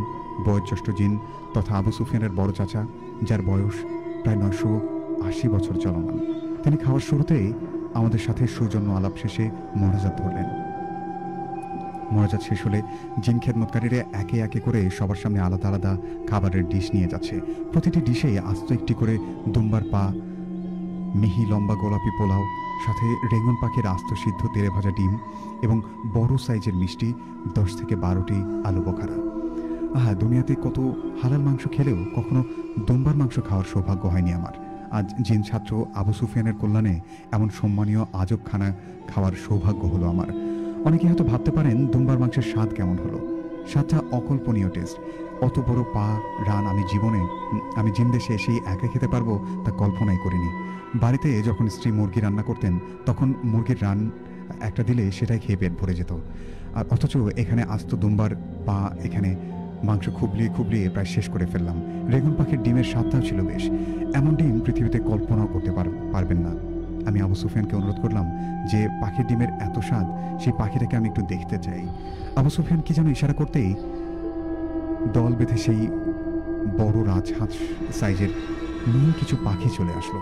আমি পাখিগুলোর ডানাগুলোর দিকে তাকিয়ে দেখলাম আরবি ক্যালিওগ্রাফিতে আঁকা রয়েছে কিছু। এত সুন্দর পাখি এই দুনিয়াতে কোথাও দেখিনি। পাখিগুলো দেখেই জোরে সুবহানাল্লাহ বলে ফেললাম। খাওয়া দাওয়া শেষ হলে আমি বিশ্রামাগারে চলে আসি। আবু সুফিয়ান আমাকে অনুরোধ করলো আমি যেন আজ জুম্মার খুতবা পাঠ করি। প্রথমে আমি আপত্তি জানালেও পরে রাজি হয়ে যাই। ঘণ্টাখানিক পর আবু সুফিয়ান এসে জুম্মার নামাজের পর বিবাহ সম্পন্ন হবে বলে জানালো। যেহেতু জুম্মার দিন তাই গোসল করতে হবে। আবু সুফিয়ানকে বললাম গোসল করতে চাই। আবু সুফিয়ান আমি সহ 33 জন মানুষকে একটি ঝর্ণার লেকে নিয়ে গেল। এমন ঝর্ণা আমি কল্পনাও করতে পারি না। চারিদিকে পাখালির উঁচু পর্বত থেকে তীব্র স্রোতধারা, দেখে যেন চোখটা জুড়িয়ে যায়। আবু সুফিয়ান কুহেকাফ থেকে আমাদের সাইজের পাজামা এবং জুব্বা প্রতিজনকে দেওয়ার ব্যবস্থা করে দিল। আমরা সবাই নিজ নিজ মতো গোসল শেষ করে হাওয়া রুমে চলে আসি। এখানে সেই নিজেদের পরিপাটি করে মসজিদের দিকে রওনা হই। মসজিদে গিয়ে দেখি সারিবদ্ধ হয়ে জিনরা বসে আছে। একজন জিন খতিব আরবি ভাষায় ওয়াজ নসিহত করছে। নসিহত শেষ হলে আবু সুফিয়ান আমাকে খুতবা পড়তে বলেন। আমি মেম্বরে যেতেই সমস্বরে সবাই নামাজিরা বলে উঠলেন আহলান সাহলান। সালাম ও দরুদ পেশ করে আমি খুতবা পাঠ করলাম।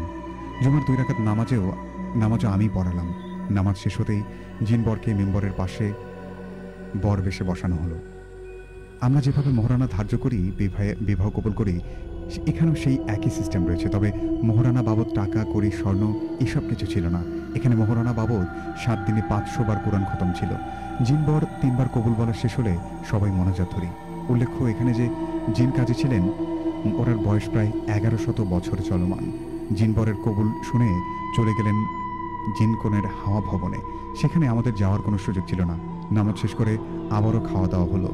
মাগরিব নামাজ শেষ করে আমরা 33 জন ইনসান একজন আরেকজনের সাথে মোলাকাত করে নিজ নিজ ঠিকানায় একজন আরেকজনকে দিলাম। এশার নামাজ শেষে আমাদের প্রতিজনকে 3টি করে আজোয়া খেজুর দেওয়া হলো। আমি 2টি খেয়েই ঘুমিয়ে পড়ি।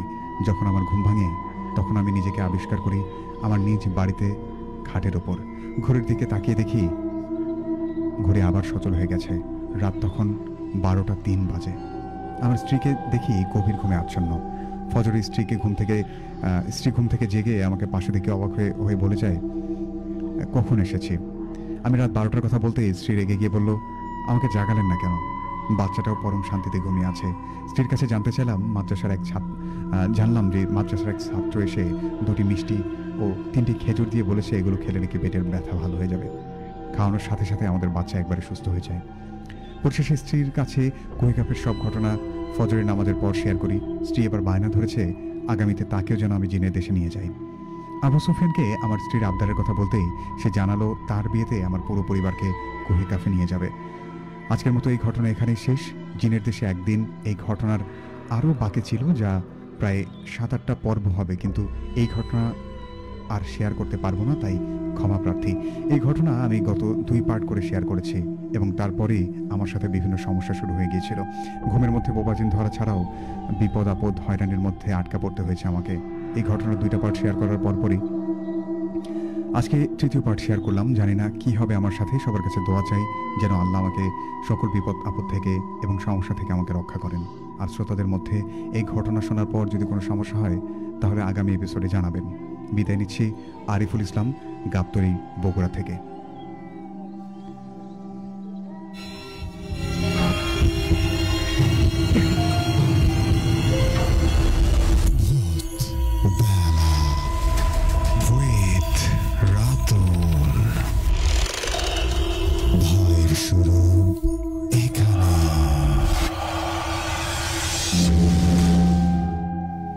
ইয়েস, ভয়ের শুরু এখানেই। বেশ চমৎকার একটা ঘটনা আমরা শুনে এলাম এবং বেশ লম্বা একটা ঘটনা ছিল। যে সকল বন্ধুরা আমাদেরকে দেখছিলেন তাদের উদ্দেশ্যে জানিয়ে দিতে চাই যে জিনের দেশে একদিন এটির 3টি সিরিজ ছিল আমাদেরকে, যেটি পাঠিয়েছিলেন আরিফুল ইসলাম ভাই বগুড়া গাবতলী থেকে। ওনার পাঠানো ঘটনাগুলো বেশ চমৎকার হয় এবং এর আগে যে ঘটনাগুলো পাঠিয়েছিলেন সেগুলো এখনও আমার মনে আছে। এবং যারা এই ঘটনাগুলো শুনতে চান, যে পূর্বের ঘটনাগুলো আবার শুনতে চান, তারা আমাকে জানাতে পারেন। পরবর্তী কোনো এক এপিসোডে আমি ইমেল আকারে সেই ঘটনাগুলো আপনাদেরকে পড়ে শোনাতে পারবো। তো এই মুহূর্তে যারা ঘটনাটি শুনলেন, আপনাদের কাছে এই ঘটনাটি কেমন লেগেছে আপনারা আমাদেরকে জানাতে পারেন। এবং এই ধরনের মানে অদ্ভুত ঘটনা আপনারা আগে শুনেছেন কিনা সেটিও আমাদেরকে জানাতে পারেন। তো দেখতে পাচ্ছি অনেকে আমাদের সাথে যুক্ত হয়েছেন এবং তাদের মতামতগুলো জানাচ্ছেন। তো এই পর্যায়ে আমি খুব বেশি কথা বাড়াতে চাই না, দেখতে চাই কে কে আছেন আমাদের সাথে, তাদের কথাবার্তাগুলো পড়বো। লিখেছিলেন আমাদেরকে কোরবান আলী, রাতুল ভাই একটু দেরিতে যুক্ত হলাম, সাথে আছি শেষ পর্যন্ত, এমনটি উনি লিখেছেন আমাদেরকে। তো দেখতে পাচ্ছি আরও অনেকেই লিখেছেন তাদের মতামত। আমি আসলে শেষ থেকে দেখতে চাই। ইমেলটা অনেক সুন্দর ছিল, রাইসুল ইসলাম রৌনক লিখেছেন। অনেক বেশি সুন্দর ছিল আরিফুল ভাইয়ের ইমেলটা। তানিশা তানহা লিখেছিলেন আমাদেরকে মনির শেখ, অনেকদিন পর শুনছি। নুসরাত ছিলেন আমাদের সাথে, আচ্ছা নুসরাত বিনতে ছিলেন অনেক সুন্দর। মোহিত হাসান ইরাম লিখেছিলেন আমাদেরকে, আসসালামু আলাইকুম ভাইয়া, আমি শুনছি গাইবান্ধা ব্রিজ রোড থেকে, তোমার কণ্ঠে ইমেলগুলো অসাধারণ লাগে। খন্দকার মেহেদি হাসান মানু লিখেছেন। তারপর লিখেছেন ভাই আমি আজকে নতুন তুলসীঘাট থেকে শুনছি, আপনার নাম জানাবেন। একজন লিখেছেন যে ইউটিউব চ্যানেল আছে কিনা। আপনারা ইউটিউবে আরজে রাতুল ভূতবেলা লিখে সার্চ করতে পারেন, সেখানে একটি চ্যানেল পাবেন যেখানে আমাদের ঘটনাগুলো ছোট আকারে ইমেল আকারে পোস্ট করা থাকে। আপনার চাইলে প্রতি সপ্তাহে সেখান থেকে শুনতে পারেন। চ্যানেলের নাম হচ্ছে আরজে রাতুল ভূতবেলা। দেখতে পাচ্ছি লিখেছেন আমাদেরকে এমডি মনিরুল ইসলাম লিখেছেন, অনেক সুন্দর হয়েছে, অনেক ভয় লাগলো ঘটনাটি শুনে। এরপর দেখতে পাচ্ছি মোরসালিন সরকার লিখেছেন জিনের গল্প ভালো লাগে। আরিফুল ইসলাম ভাই লিখেছেন ছুটিতে বাড়িতে বসে নিজের ইমেল শুনছি। আরিফুল ভাই, আমি আপনাকে আন্তরিকভাবে কৃতজ্ঞতা জানাতে চাই। আপনার প্রথম যে ঘটনা দুটি ছিল এবং শেষের ঘটনাটি পড়ে আরও ভালো লেগেছে আমার, এবং আমি শ্রোতাদের কথাবার্তাগুলো পড়ে দেখতে পাচ্ছি তারা অনেক পছন্দ করেছেন এই ঘটনাটি। লিখেছেন ভয়ঙ্কর ঘটনা, লিখেছেন আমাদেরকে রাকিবুল হাসান, ভালো লাগছে ঘটনাগুলো। লিখেছেন আমাদেরকে মোরসালিন সরকার ভূতবেলায়, আচ্ছা ভূতবেলার ঘটনা বেশ চমৎকার লিখেছেন নয়ন সরকার ভাই। মেইলটা সত্যি অনেক সুন্দর, রাকিবুল লিখেছিলেন আমাদেরকে। এরপর দেখতে পাচ্ছি আমাদের সাথে ছিলেন আয়ুব প্রধান ভাইয়া, মনোহরপুর থেকে আছি। এরপর আমাদের সাথে চিলমারি থেকে ছিলেন এসকে সাগর, উনি লিখেছেন একা একা শুয়ে শুনছি, চারপাশ নিস্তব্ধ হয়ে আছে কেমন জানি। মিনহাজ প্রধান লিখেছেন গোপালপুর থেকে, খুব সুন্দর হচ্ছে। আমাদের সাথে ছিলেন মামুনুর রশিদ বাদিয়াখালী থেকে। আতিক হাসান লিখেছিলেন আমাদেরকে। মোবাসির ফারহান লিখেছেন রূপার বাজার থেকে শুনছি, থ্যাংক ইউ। আলামিন প্রধান লিখেছেন ভাইয়া কেমন আছেন, শুনছি হাসপাতাল বালুয়া থেকে। এরপর ইমেলটা অসাধারণ ভয়ের ছিল, লিখেছিলেন নয়ন সরকার ভাই, thank you so much. MD Shuvo লিখেছেন ভাইয়া ঘটনা শুনতে চাইলে আমাকে ফোন করবেন। এমডি শুভ লিখেছেন অবশ্যই আপনাকে ফোন করা হবে, অথবা আপনি আমাদেরকে মিস কল দিতে পারেন 01713484465।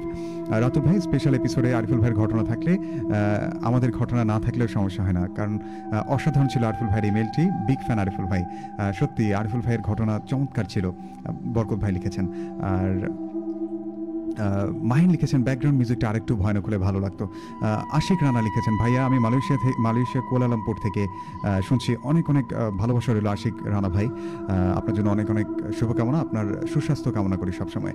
আর মালয়েশিয়ার যদি কোনো ভয়ানক ঘটনা থেকে থাকে আপনি চাইলে কিন্তু আমাদেরকে লিখে পাঠিয়ে দিতে পারেন আমাদের মেইল অ্যাড্রেসে। আমাদের মেইল অ্যাড্রেসটি হচ্ছে bhoot.sarabela@gmail.com। জিনের দেশের দাওয়াত শুনেই গা শিউরে উঠল রাতুল ভাই, নয়ন সরকার ভাই লিখেছেন। আলামিন প্রধান লিখেছেন আচ্ছা আমি কুসুম, কলি ও আসমা শুনছি একসঙ্গে। মনির লিখেছেন অনেকদিন পর শুনছি, কনক স্নিগ্ধ ভালোবাসা জানিয়েছেন। বিগ ফ্যান রাতুল ভাই লিখেছেন। শাহিদ ইসলাম রেডিও ভূতবেলা রাতুল ভাই, আপনাদের খুব বড় ফ্যান আমি। রাতুল ভাইয়ের ভূতুরে কণ্ঠে ইমেলগুলো অসাধারণ লাগে, আপনার ভয়েসের তুলনা হয় না ভাই। আগামীতে কোনো একদিন আমি একটি ইমেল লিখে পাঠাবো ইনশাল্লাহ। আপনাদের চমৎকার চমৎকার মন্তব্য শুনলে অনেক ভালো লাগে। অনেক অনেক ভালোবাসা রইল হান্নান ভাই, আর আমি অপেক্ষায় রইলাম আপনার পাঠানো ঘটনার জন্য। লিখেছেন আমাদেরকে রিয়া, ভাইয়া কেমন আছেন, প্রোগ্রাম অনেক সুন্দর হচ্ছে, চালিয়ে যাওয়ার শেষ পর্যন্ত সাথে আছি। স্বাধীন আহমেদ লিখেছেন ভাইয়া আশা করি আপনি অনেক ভালো আছেন, যুক্ত হয়েছি সুখান দিঘি বাতিখালী থেকে, সাথে আছি, চালিয়ে যান। লিখেছিলেন আমাদেরকে রিয়া আবারও প্রোগ্রাম অনেক সুন্দর হচ্ছে। আচ্ছা, একই কয়েন বারবার করেছেন। দেখতে পাচ্ছি এরপরে আমাদেরকে লিখেছেন, অনেক বেশি সুন্দর ছিল ইমেলটি, আরিফুল ভাইয়ের লিখেছেন ইমেলটি অনেক চমৎকার ছিল। রৌনক লিখেছেন আমাদেরকে, এস এম মুন্না লিখেছিলেন যে অনেক চমৎকার লাগলো মেইলটি শুনে। সুন্দরগঞ্জ থেকে আমাদেরকে ইমরান হোসেন দেখছিলেন, এনজয় করছেন ইউনুস সরকার, গল্প খুব ভালো লাগলো, অনেক মনোযোগ দিয়ে শুনছিলাম। সাজ্জাদ লিখেছেন, ইমরান হোসেন ইমন লিখেছেন, আচ্ছা আচ্ছা, হুজুর লিখেছেন আমাদের, হুজুর জামাই। আসলে ভাই আপনার নাম জানালে ভালো হতো, ডাউনলোড করে শুনবো কিভাবে? আপনি চাইলে ইউটিউবে সার্চ করতে পারেন, ইউটিউবে আমাদের প্রোগ্রামগুলো আপলোড করা থাকে ইমেল আকারে। ইউটিউব চ্যানেলের নাম হচ্ছে আর জে রাতুল ভূতবেলা।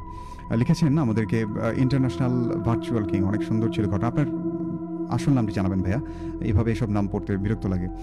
দেখতে পাচ্ছি আমাদের সাথে ছিলেন এস কে সাগর ভাইয়া।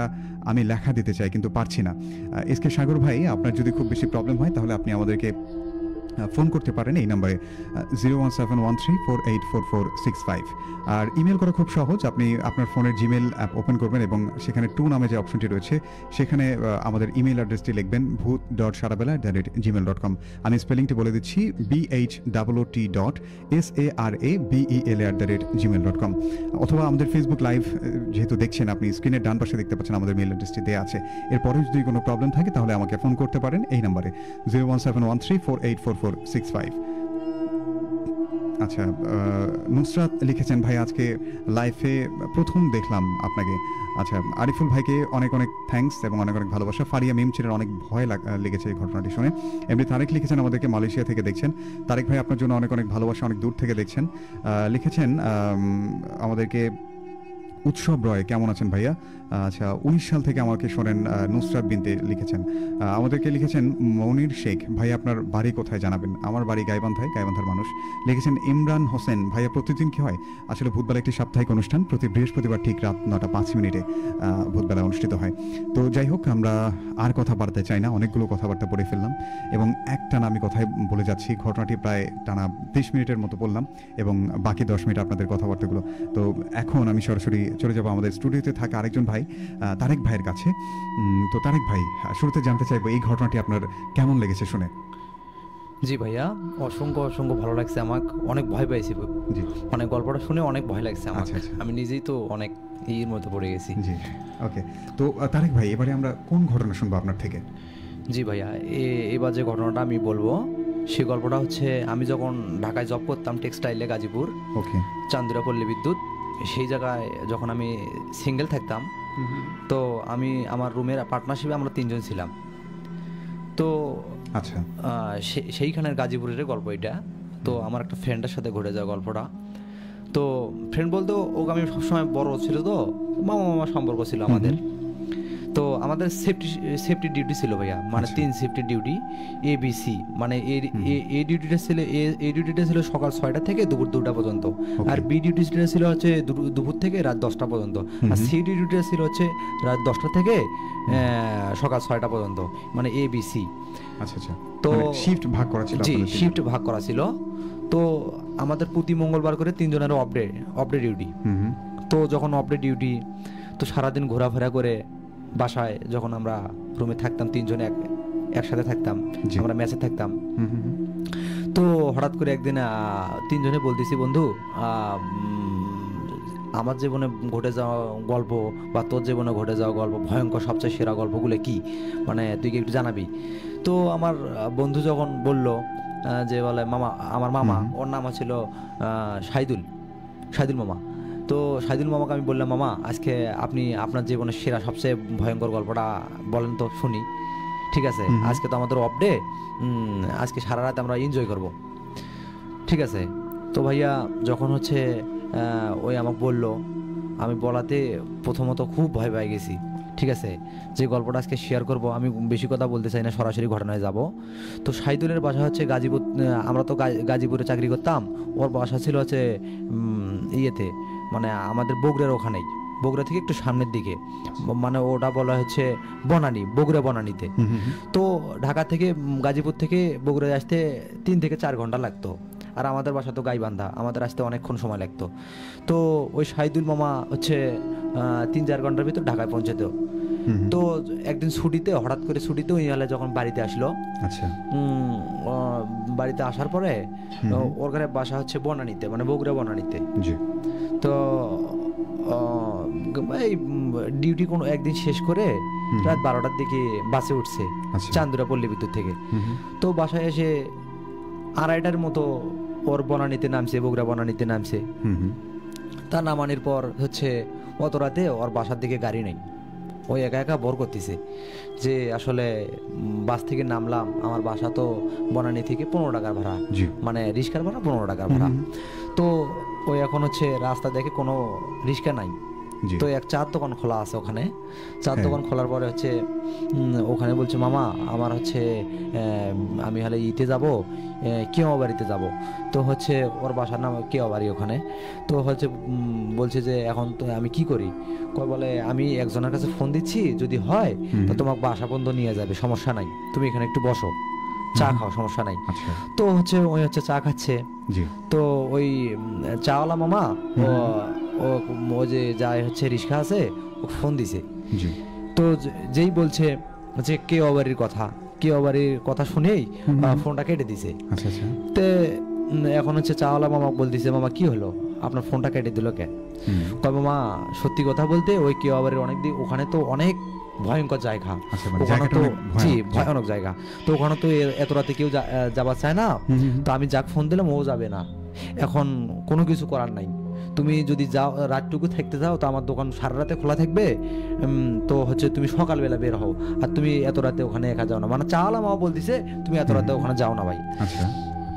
তো ওই তো এখন এত রাতে 2:30 মানে 3টা বাজে গেছে, তখন চিন্তা করছি যে আমার নিজস্ব এলাকা, আমি সবসময় ছোটবেলা থেকে ওখানে অনেক বড় হয়েছি, আমি গেলে কি হবে, আমার কোনো ক্ষতি হবে না, আমি সারা বছর ওই জায়গা থেকে আসলাম গেলাম, তো পরিচিত জায়গা, জি পরিচিত জায়গা, আমার নিজস্ব বাসভবন, আমি যদি সেখানে না যাই তো এখন এত রাতে ওর কাছে মানে ভাইয়া অনেক ছিল, মানে জামা কাপড়ের ব্যাগ ছিল অনেক তো চিন্তা করলো যে এখন এগুলো নিয়ে আমি কিভাবে যাই, তো রাতেও যাওয়া লাগবে, মানে ফজরের আগে বাড়িতে পৌঁছবে। তো এখন চাওয়ালা মামা বলতেছে মামা তাহলে উনি যদি না আসে তা আমি একাই যাই। তো এখন কোনোভাবে চাওয়ালা মামা বলতেছে তুমি ওখানে যাও না, মানে আমাকে নিষেধ করতেছে চাওয়ালা মামাই। আমি চিন্তা করলাম না আমার যাওয়াই লাগবে। তো চাওয়ালা মামা টাকা ঢুকে দিয়ে আমি হচ্ছে রওনা দিলাম ওখান থেকে, রওনা দিয়ে এখন একা একা হেঁটে চলতেছি। তো যেতে যেতে যেতে যেতে যেই ভাইয়া আমি হচ্ছে এখন কেওয়া বাড়ির কাছাকাছি, আমার মানে বাসা থেকে আমার আর 5 মিনিট হেঁটলে আমার বাসাটা বের হবে। তার আগে আমার হচ্ছে কেওয়া বাড়ির মোড়তে একটা বড় বিশাল বড় একটা নারকেল গাছ আছে, বিশাল বড়। তো আমি তো ওখানে 2 বছর এনে আমার বন্ধু ওই বাসায় যায় না, ওই তো বলতেছে যে আসলে নারকেল গাছটা ওখানে ওইও ভয় পেত, তো এখন একা একা তাও যাচ্ছে। তো এখন চিন্তা করলো যে আমি যাওয়াই লাগবে। পরে ওই যখন ওই যে নারকেল গাছের ওখানে আসলো না, আসার পরে ওই জায়গাতে আসিয়া ওর হচ্ছে মানে কেমন একটা মনে হচ্ছে যে আসলে কি এরকম। পরে সামনের দিকে এগোচ্ছে দেখে এক পর্যায়ে দেখে যে গাছ মানে যে স্বাভাবিক থাকে না, এক সিরিয়ালে অনেকগুলো গাছ। তো ওই চিন্তা করছে আমি তো দেখছি এখানে একটাই গাছ, এতগুলো নারকেল গাছ এত উঁচু উঁচু লম্বা আমি তো এর আগে কখনো দেখি নাই। মানে গাছগুলো দেখার সাথে ওর একটা কি জানি মনে হয়েছে যে আমি দেখলাম, আমি তো দেখছি যে নারকেল গাছ এই মোড়ের ভিতরে একটাই নারকেল গাছ, তো এখানে অনেকগুলো নারকেল গাছ কিভাবে। তো ডাউট করছি আমি কি ভুল রাস্তায় আসলাম নাকি আমার বাড়ির ঠিকানায় আমি ভুল রাস্তায় আসলাম না সামনের দিকে। তো যে গাছটা মানে যেখানেই আছে ওই মোড়, পরে অন্যদিকে তাকে দেখে যে না আসলেই তো আমি এক রাস্তা, ওই রাস্তা ঠিকই তো আছে, আমি রাস্তা তো ভুল রাস্তায় আসিনি। তো রাত তো অন্ধকার ভাইয়া, তো আসলে দেখার মতো কিছু নেই। তো ওর কাছে মোবাইল ছিল, তাই লাইট মারি দেখে যে আমি তো সঠিক রাস্তায় আসলাম, 4 দোকান থেকে আসলাম এক রাস্তায়, রাস্তা তো তখন ওটা একটাই। তো 3 রাস্তার মোড় আসে, 3টে রাস্তা। তো ওই 3 রাস্তার মধ্যে আমি ও বললো যেভাবে বললো যে একটা গাছ ছিল, তো ওখানে আসি দেখে মানে অনেক কয়টা গাছ, মানে মোড়েতে অনেকগুলো গাছ, তো শুধু নারকেল গাছ আর কোনো গাছ নাই। তো এখন আমি কিছুটা ভয় লাগলো যে আসলে গাছ থাকার কথা একটা, কিন্তু হয়ে গেল অনেকগুলা গাছ, মানে একটা ভয় টাইপের মনের মধ্যে করলো। তো এখন যেই নারকেল গাছগুলো মানে একটু অতিক্রম করবে, সামনে বা যাবে, তখন নারকেল গাছগুলো পার হতেই ও কি যেন একটা ধাক্কা মারলো। আচ্ছা, ওই ব্যাগ সহকারে পড়ে গেল ভাইয়া। তো পড়ে যাওয়ার পর চিন্তা করলে আমাকে ধাক্কা মারলো কে। পরে লাইট মারি দেখে যে আসলে কেউ নাই, শুধু অন্ধকার আর অন্ধকার, চারিদিকে অন্ধকারে ভরা। তো ওই একদম ভয় পেয়ে গেছে। তো এখন চিন্তা করতেছে আমি এখন ব্যাগ ট্যাগ আমি যা দেখে সবগুলো ব্যাগ ওই রকমই ঠিক আছে, ব্যাগ আবার ব্যাগ নিয়ে আবার হাঁটা দিচ্ছে, যে হাঁটা দিচ্ছে পিছন দিকে আবার ধাক্কা মারছে, মানে আবার পড়ে গেছে ওই। তো যখন দ্বিতীয় ধাক্কা দিচ্ছে, তো প্রথম ধাক্কা মনে হয়েছে যে আমি পায়ের সাথে কোনো কিছু একটা ছিল, ইট বা কোনো কিছু লাগে আমি পড়ে গেছি, প্রথমটা মনে হয়েছিল। দ্বিতীয় যখন ধাক্কা মারলো তখন মনে হয়েছে যে আসলেই এটা কোনো একটা অন্য কিছু মনে হবে।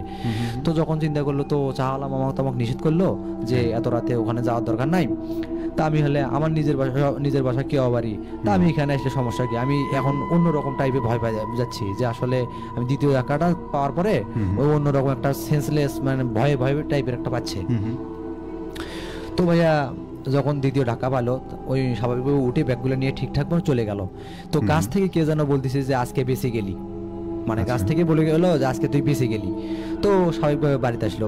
গল্পটা এখানেই শেষ হতে পারতো ভাইয়া আসলে। তারপরে যখন বাড়িতে গেল, ওই যায় ওর বাড়িতে ওর ওয়াইফের সাথে বিষয়টা শেয়ার করলো, তো যে আসলে আমি আসতে আমার নিজের বাসভবনে আসলে এখানে আসতে আমি ওখানে আসতে 3 রাস্তার কি মোড়তে আমি অনেকগুলা গাছ দেখলাম। তো এখন ওর ওয়াইফ বলতেছে কি বলো তুমি এগুলা, আমি তো সারা বছর দেখলাম যে ওখানে একটাই গাছ, তো একটাই গাছ, তো ভাইয়া একটাই গাছ। তো ওর বউ বলতেছে না তুমি ভুল দেখছো, রাতে হয়তো অন্য কিছু মনে করছো। তো ওর বিষয়টা ওর বউও মানে নিতে পারতেছে না, আসলে গাছ তো ওখানে একটাই ছিল, 3 রাস্তার মোড়ে মানে একটাই গাছ ছিল, তো গাছ তো অনেকগুলো দেখা গেছে। তো এখন ওর বউয়ে এখন মজার টাইপে বলতেছে যে তুমি আর আমার সাথে এসে মজা করতেছো এরকম মনে হয়। তো এখন যখন এই বলতেছে, এই তো একই মনে করেন যে অনেক ঘেমে ঘেমে যাচ্ছে বউ বলতেছে। তো বলতেছে আর বউ যখন ঘেমে ঘেমে যাচ্ছে তখন বলতেছে যে আসলে তোমার মনে হয় কোনো সমস্যা হয়েছে। তারপরে ওর বাবা মা আসলো রাত, তখন ফজরের আজান হয়ে গেল, সকালবেলা সবাই বাড়ির দিকে আসলো, ওর শুধু ওয়াইফের সাথে শেয়ার করলো বিষয়টা, আর হচ্ছে কাকু জানালো না। তো এখন ভাইয়া পরের দিন সকালবেলা উঠলো, ওঠার পরে স্বাভাবিকভাবে সারাদিনটা চলে গেল। রাতের বেলার দিকে এখন চিন্তা করলো কালকে যে আমি ভয় পাইছি, আজকে আমি একজনের সাথে করে নিয়ে যে দেখবো আসলে গাছ ওখানে কয়টা আছে। তো সাথে আরেকজন বন্ধু নিয়ে ওই চলে গেল ওখানে, যা দেখে যে গাছ একটাই আছে ওখানে। তো সেই দিন গতকাল রাতে যে আমি গাছগুলো দেখে আসলাম, গাছগুলোকে আমি ভুল দেখলাম, এরকম একটা হলো। সাথে যাক নিয়ে গেছে, তাই বলছে না গাছ তো একটাই আছে।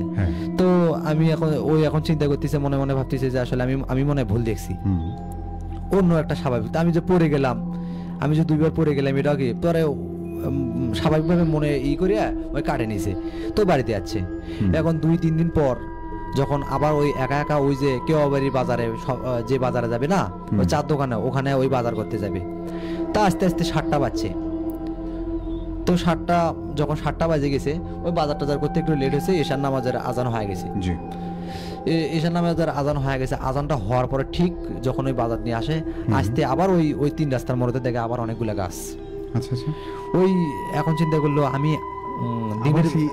একই রকম অবস্থা। আমি সেই দিন রাতেও যখন আসলাম দেখলাম যে আসলে গাছ অনেকগুলো, আজকেও দেখলাম। আমি তখন যে দিনের বেলা আসলাম তখন দেখলাম একটা, আসি আমার সাথে গেলে কি হচ্ছে, মানে ওই বলতেছে আমার সাথে গেলে কি হচ্ছে। তো এখন চিন্তা করতেছে আজকেও যদি যাই, আমি যদি আবার ধাক্কা দেয় আমার, এরকম একটা মনে মনে। তো ভাইয়া ওই সামনের দিকে আগাইতেছে না, আর ভয় পাইতেছে।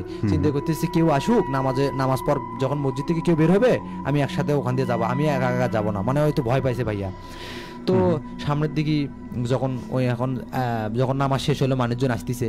তো এখন বলতেছে কিরে বাড়ি যাবি না, কয় হ্যাঁ যাবো তো। তাই এখন ওর সাথে সেই দিন আসলো, কিছু হয় নাই, পরে মানুষজনের সাথে ওই চলে আসলো। পরের দিন যখন আবার একই টাইমে গেছে, যা আস্তে আস্তে অনেক লেট হয়ে গেছে রাতে। তা আস্তে আস্তে অনেক যখন লেট হয়েছে, ওই চিন্তা করছে অনেক রাতে তো পাবো। সেই দিন আর গাড়ি ঘোড়া পাই নাই, সেদিনও অবস্থা খারাপ, বৃষ্টি বাদল হয়েছে ভাইয়া সেই দিন।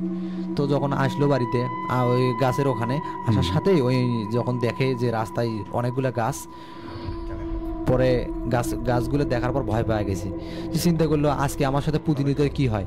পরে যখন গাছগুলো পার হয়েছে, ওই ধাক্কা মারছে, এক ধাক্কা মারার সাথে ওই সেন্সলেস ওখানে হয়ে গেছে। তো ওর বাবা মা এখন চিন্তা করতেছে এত রাত হয়ে গেল, আমার ছেলে আসে না কে বাড়িতে। পরে যায় দেখে ওই 3 রাস্তার মোড়তে ছেলে পড়ে আছে ওখানে। তো এখন ওর বাবা মার সাথে ওর বাবা মা যায় ওখান থেকে তুলে নিয়ে যাচ্ছে। পরে ওই যখন মানে সজাগ হয়েছে, যখন জেগে হচ্ছে দেখে যে সকাল হয়ে গেছে, তো অনেক ভয় পেয়েছে। ওই কিছু খায় না, কিছু করে না। তখন আবার ওই যে ফকির ডাকা হইলো, কবিরাজ ডাকা হইলো। তো কবিরাজ ডাকানির পরে আসি বললো যে বলে তুমি হলে ওই গাছে, ওই যে নারকেল গাছের ওখানে অনেক কিছু থাকে। তুমি একা একা ওই জায়গা থেকে সেই দিনও আসছো, সেই দিনও তুমি বেঁচে গেছো, ফিরে আসছো, ফিরে আজকে গেছো, আজকে তোমার ইয়ে করছে, তোমার তো কপাল ভালো যে তুমি বেঁচে গেলে। তা কবিরাজ ইয়ে করে দিয়ে গেল, পানি টানি করে দিয়ে বাড়ি টাড়ি বন্ধ করে দিল যে ওখানে যাওয়ার দরকার নাই। তো যখন ওই কথা তো শোনে না, ওই যখন ওগুলো খাওয়া দাওয়া করলো, পানি খেলো, খেলো, কবিরাজের ইয়ে দিয়ে ওই ভালো হয়ে গেছে। তো পরের দিন এখন ওর বাবার সাথে একই রকম ঘটনা ঘটলো ভাইয়া। ওই যখন রাস্তায় গেল ওর বাবার সাথে এইরকম ঘটনা ঘটলো। তো চিন্তা করে দেখলো যে আমার ছেলের সাথে যে ঘটনাগুলো ঘটলো আমার সাথে তো একই ঘটনা ঘটে গেল। তো আসলে বিষয়টা কি আমার ভুল ছিল নাকি আমার ছেলে ভয় গেল? বিষয়টা আজও উদ্ঘাটন ওই জায়গাতে এখন যে কোনো মানুষে যখন যায় ওই কেওয়াবাড়ির মোড়েতে ওই ঘটনাগুলো ঘটে তার সাথে।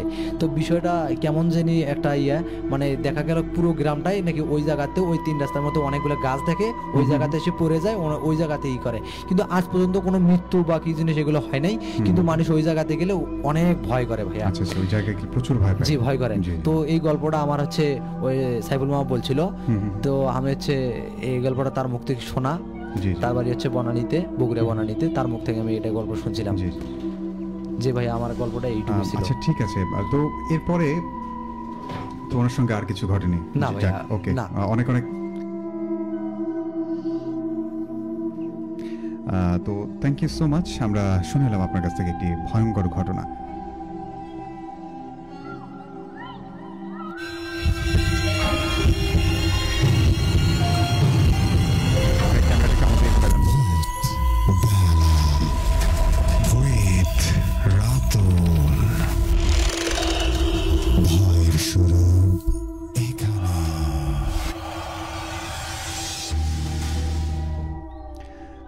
ওকে গাইস, চমৎকার একটা ঘটনা শুনে এলাম আমরা তারেক ভাইয়ের কাছ থেকে। আমরা কিছুক্ষণ পর আবারও তার কাছে ফিরবো। তো এই পর্যায়ে আপনারা জানাতে থাকুন যে আপনার কাছে এরকম ঘটনা আছে কিনা, অথবা এই ঘটনাটি শোনার পর আপনার কি মনে হচ্ছে যদি আপনার সাথে এরকম একটা বিষয় ঘটতো, যে আপনার যে রাস্তা দিয়ে আপনি প্রতিনিয়ত বাসায় ফেরেন দিন রাত, রাতের যে কোনো সময়, তো হঠাৎ করে আপনি ফিরছেন, ধরুন আপনার সেখানে নারকেল গাছ নেই, একটা আম গাছ আছে শতবর্ষী, সেই গাছটি বিশাল বড় গাছ এবং অল্প কিছুদিনের মধ্যে সেখানে নতুন কোনো গাছ হওয়ার সম্ভাবনা নেই, অত বড় গাছ। তো আপনি দেখছেন যে একটার থেকে দুটি বা অগণিত গাছ হয়ে আছে সেখানে। ঠিক সেই মুহূর্তে এই দৃশ্য দেখলে মানে ভয় পেতেন কিনা, নাকি অবাক হতেন খুব বেশি? সেই জায়গায় আপনার কি মনে হতো, বা আপনি হলে কি করতেন, সেটি আমাদেরকে কমেন্টের মাধ্যমে জানাতে পারেন। আর এছাড়া আপনারা যদি চান আপনার ঘটনা আমি পড়ে শোনাই, তাহলে আপনার ঘটনা আমাকে লিখে পাঠাতে পারেন, অথবা আপনি যদি চান সরাসরি এসে আমাদের স্টুডিওতে এসে আপনার ঘটনা শেয়ার করতে চান, সেক্ষেত্রে আমাদেরকে মেইল করতে পারেন। আমাদের মেইল অ্যাড্রেসটি হচ্ছে bhoot.sharabel@gmail.com।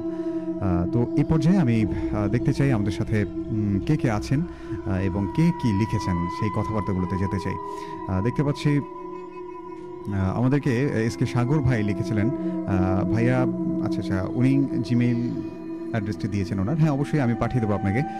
লিখেছেন আমাদেরকে সাদিয়া লিখেছেন, ভাইয়া আসসালামু আলাইকুম, যুক্ত হয়ে গেলাম ভাটপাড়া গোপালপুর থেকে। এরপর লিখেছেন দুই বন্ধু কাজীর বাজার থেকে দেখছি। আচ্ছা, ওনার নামটি লেখেননি, একটা ছদ্মনাম ব্যবহার করেছেন যেটি পড়ার মতো নয়। এসকে সীমান্ত কুমার লিখেছেন, গল্পগুলো শুনতে অনেক ভালো লাগছে। লিখেছেন আমাদেরকে মারিয়া, আরিফুল ভাইয়ের ঘটনাটা ভয়ের না হলেও অনেক সুন্দর ছিল, জিনের গল্প শুনতে ভালো লাগে। জুবাইর রহমান লিখেছেন, আমি ভূতবেলায় যেতে চাই স্টোরি শেয়ার করতে। জুবাইর রহমান, আপনার সঙ্গে যোগাযোগ করা হবে, অথবা আপনি চাইলে আমাদেরকে মিসড কল দিতে পারেন 01713484465 এই নাম্বারে। আমি নাম্বারটি আবার বলছি, 01713484465। লিখেছেন আমাদেরকে জামাল মিয়া, জামাল উদ্দিন জীবন লিখেছেন শিবরাম কাঁঠালবাড়ি কুড়িগ্রাম সদর থেকে, রেডিও কলোনি। আচ্ছা, ওকে, এখন রেডিও কলোনি সাভার থেকে শুনছেন আমাদেরকে। ওনার স্থায়ী ঠিকানা লিখেছেন যে শিবরাম কাঁঠালবাড়ি কুড়িগ্রাম সদর, কুড়িগ্রাম। আচ্ছা, ওকে, চমৎকার পরিবেশনা, চালিয়ে যাও এভাবে আমাদেরকে লিখেছেন। অনেক অনেক ধন্যবাদ জামাল ভাই, আপনি ভূতবেলার রেগুলার শ্রোতা জানি আমি। লিখেছেন আমাদেরকে মেহেদি হাসান, ভাইয়া শুনছি ডিসি অফিস থেকে, আমি রেগুলার রেডিওতে ভূতবেলা শুনি, বাট আজকে প্রথম কমেন্ট করলাম। অনেক অনেক ধন্যবাদ মেহেদি হাসান। দেখতে পাচ্ছি সাজ্জাদ লিখেছেন প্রোগ্রাম জমজমাট লাগছে। আচ্ছা, চালিয়ে যান, সাথে আছে। গল্পটা অনেক ভালো লাগলো লিখেছেন। জি, এই গল্পটি অনেক চমৎকার ছিল। নুসরাত লিখেছেন ভালোই হচ্ছে ভাইয়া, থ্যাংক ইউ সো মাচ। আমি নতুন কাজী বাজার থেকে দেখছি, গল্পটা অনেক সুন্দর, আমি প্রথম বাটন ফোনে শুনতাম, আজকে লাইভ দেখছি। ভাই, আপনি বারবার একই কমেন্ট করছেন কিন্তু আপনার নামটি লিখছেন না। লিখেছেন আমাদেরকে শাফিন আহমেদ, আসসালামু আলাইকুম রাতুল ভাই, যুক্ত হয়ে গেলাম গাইবান্ধা কালীবাড়ি পাড়া থেকে। শাফিন আহমেদ, অনেক অনেক ধন্যবাদ যুক্ত হওয়ার জন্য। আজকের মেইল কয়টা ভাই? আমার মেইল কি আছে আজকে? খন্দকার মেহেদী হাসান মানু ভাই, আজকে আপনার মেইল নেই। যদি সুযোগ হয় আরেকটা মেইল পড়ে শোনাবো, যেহেতু আমাদের স্টুডিওতে অতিথি আছে। আমি যে আরেকটি ঘটনা আপনাদেরকে পড়ে শোনাতে চেয়েছিলাম সেটি শোনাবো এবং তারপর অতিথির কাছে ফিরবো। আর যে জান্নাত ছিলেন আমাদের সাথে, আমাদেরকে লিখেছিলেন তারেক ভাইয়ের ভৌতিক গল্প বেশ ভালো লাগলো, নয়ন সরকার ভাই লিখেছেন। Thank you so much. লিখেছেন আমাদেরকে আজকের মেলগুলো বেশ চমৎকার ছিল, খন্দকার মেহেদী হাসান মানু লিখেছেন। প্রলয় ছিলেন আপনাদের সাথে, বৃহস্পতিবার মানে সারা বেলায় রাতুলের ভূতের আড্ডা। আচ্ছা, প্রোগ্রামের নামটাই না হয় লিখতেন ভূতবেলা। আচ্ছা, ভূতবেলা শুনতে অনেক ভালো লাগে, একজন মন্তব্য করেছেন। তারপর দেখতে পাচ্ছি মোহাম্মদ আকাশ ছিলেন আমাদের সাথে, চঞ্চল ছিলেন আমাদের সাথে, আমাদেরকে লিখেছিলেন আমার ছোট ভাই বোনকে নিয়ে শুনছি, অনেক ভালো লাগছে। নুসরাত লিখেছিলেন আমাদেরকে, প্লাবন লিখেছেন অনেক ভয় পেয়েছি। মোরসালিন লিখেছিলেন আমাদের সাথে যুক্ত হয়েছিলেন ঢাকা থেকে, লাইট অফ করে শুনছি, ভয় পাচ্ছি, আজ প্রথম শুনলাম আপনার প্রোগ্রাম। আচ্ছা, জুলকার নাইন তোহা ছিলেন আমাদের সাথে, থ্যাংক ইউ সো মাচ। আশা রাখছি এখন থেকে প্রতি সপ্তাহের বৃহস্পতিবার আপনাকে আমরা পাবো। লিটন লিখেছিলেন আমাদেরকে অনেক, আসসালামু আলাইকুম ভাইয়া লিখেছিলেন। তারপর কেমন আছেন জানতে চেয়েছেন। আহসান হাবিব লিখেছেন ভাইয়া তোমার গল্পগুলো অনেক ভালো হয়, থ্যাংক ইউ। লিখেছেন আমাদেরকে মনির ভাই আপনার বাড়ি কোথায় জানাবেন। আচ্ছা, আপনার যদি বিশেষ কোনো প্রয়োজন থাকে আমাকে ফোন করতে পারেন 01713484465 এই নাম্বারে। শারমিন তৃষ্ণা লিখেছেন আমাদেরকে নারায়ণগঞ্জ থেকে, আমাদের সাথে ছিলেন আর যে সাজ্জাদ। আমিও আজ ফার্স্ট কমেন্ট করলাম, আর আচ্ছা এর আগে একবার করেছিলাম। লিখেছিলেন আমাদেরকে শেখ শাকিল আহমেদ ভাইয়া, আমি যুক্ত হলাম রামচন্দ্রপুর মিস্ত্রিপাড়া থেকে। তারপর দেখতে পাচ্ছি আমাদেরকে আরও অনেকেই লিখেছিলেন। তো যাই হোক, আমি আর কথা বাড়তে চাই না, এবার সরাসরি চলে যাবো আরেকটি ঘটনাতে। তো এই ঘটনাটি আমাদেরকে যেভাবে পাঠিয়েছেন আমি ঠিক সেভাবেই পড়ার চেষ্টা করছি।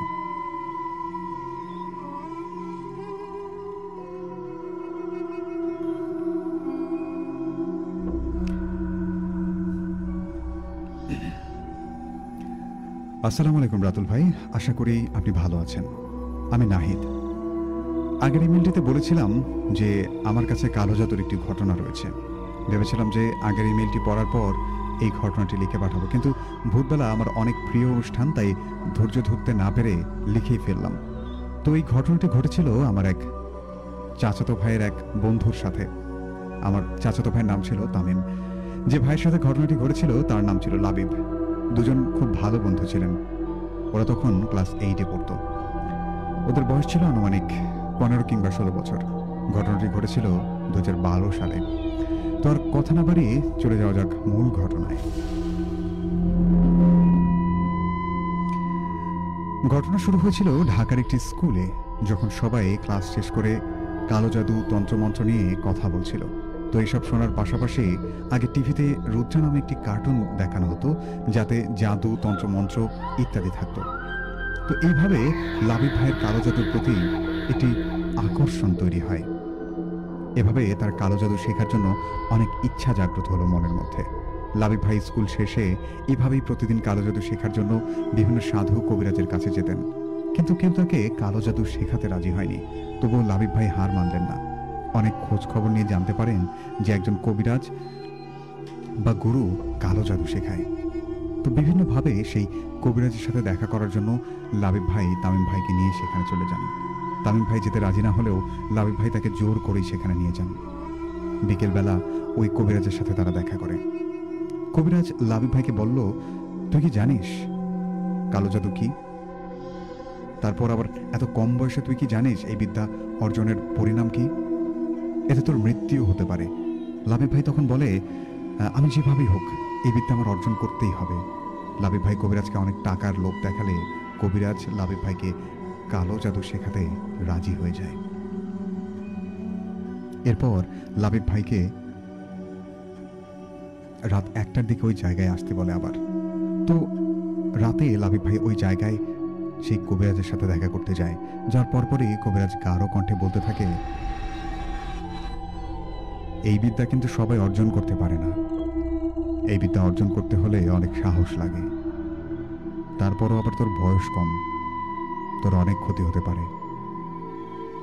লাবিব ভাই তখন বলল, গুরুজি আমার অনেক সাহস আছে, আমি পারবো এই বিদ্যা অর্জন করতে। তারপর কবিরাজ বলল, তুই যদি চাস এই বিদ্যা অর্জন করতে, তাহলে তোকে 3টি কাজ করতে হবে। রাতুল ভাই আগেই 3টি জিনিস বলে রাখি। ওই দিনের পরের দিন ছিল অমাবস্যা। তারপর কবিরাজ বলল, কাল অমাবস্যা, তুই যদি কালো জাদু শিখতে চাস তাহলে তোকে ওই রাতেই 3টি কাজ করতে হবে। এই কাজগুলো যদি তুই সঠিকভাবে করতে পারিস, আমি তোকে কালো জাদু শেখাবো। অমাবস্যার রাতে ঠিক 12টার সময় আমার সাথে এই জায়গায় এসে দেখা করবি, তোকে কাজগুলো আমি বলে দেব। এরপর রাতে লাবিব ভাই বাড়ি থেকে লুকিয়ে চলে যান সেই জায়গায়। কবিরাজ তাকে কাজগুলো বলে দেয়। প্রথম কাজ হলো, তোকে আজ রাত 1টার সময় শ্মশানে গিয়ে পোড়া লাশের নাড়ি ভরে নিয়ে আসতে হবে। আজ রাতে একজন বুড়িকে ওখানে পোড়ানো হয়েছে, জানিস নিশ্চয়ই। আর দ্বিতীয় কাজ হলো, এরপর তোকে রাত 2টার সময় যে কোনো একটি কবর থেকে একটি লাশের মাথার খুলি নিয়ে আসতে হবে। এবং তৃতীয় কাজ, তোকে এই কাজগুলো সম্পন্ন করার পর বলবো। এখন বল, তুই কি পারবি এসব কাজ করতে? তো লাবিব ভাই তখন বলল, জি আমি পারবো। এরপর লাবিব ভাই প্রথমে ওই শ্মশানে চলে যায়। আশেপাশে পরিবেশ খুবই নিরিবিলি, সবকিছু যেন সবকিছু যেন ঘুমিয়ে পড়েছে। এমন অবস্থায় লাবিব ভাই একাই সাহস নিয়ে সেই শ্মশানের দিকে যাচ্ছে। শ্মশানে ঢোকার সঙ্গে সঙ্গে যেন কতগুলো কুকুর ডাকাডাকি শুরু করেছে। এরপর লাবিব ভাই সাহস নিয়ে লাশের যেখানে নাড়ি ভরে রাখা হয় ওখানে যেতেই পেছন থেকে তাকে বলে উঠল,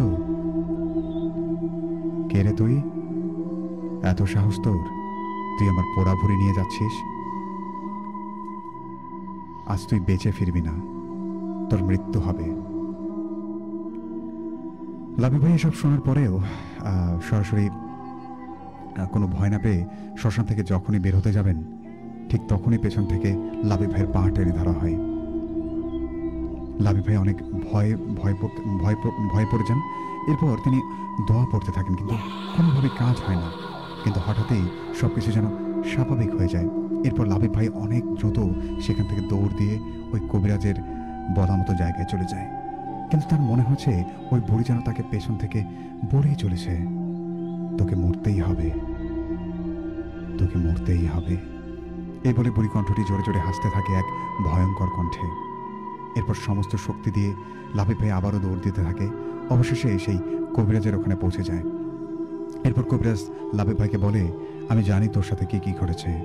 তুই যদি এই বিদ্যা অর্জন করতে চাস তাহলে তোকে এর চেয়েও ভয়ঙ্কর ঘটনার সম্মুখীন হতে হবে। লাবিব ভাই তবুও সাহস করে বলল, হ্যাঁ আমি পারবো।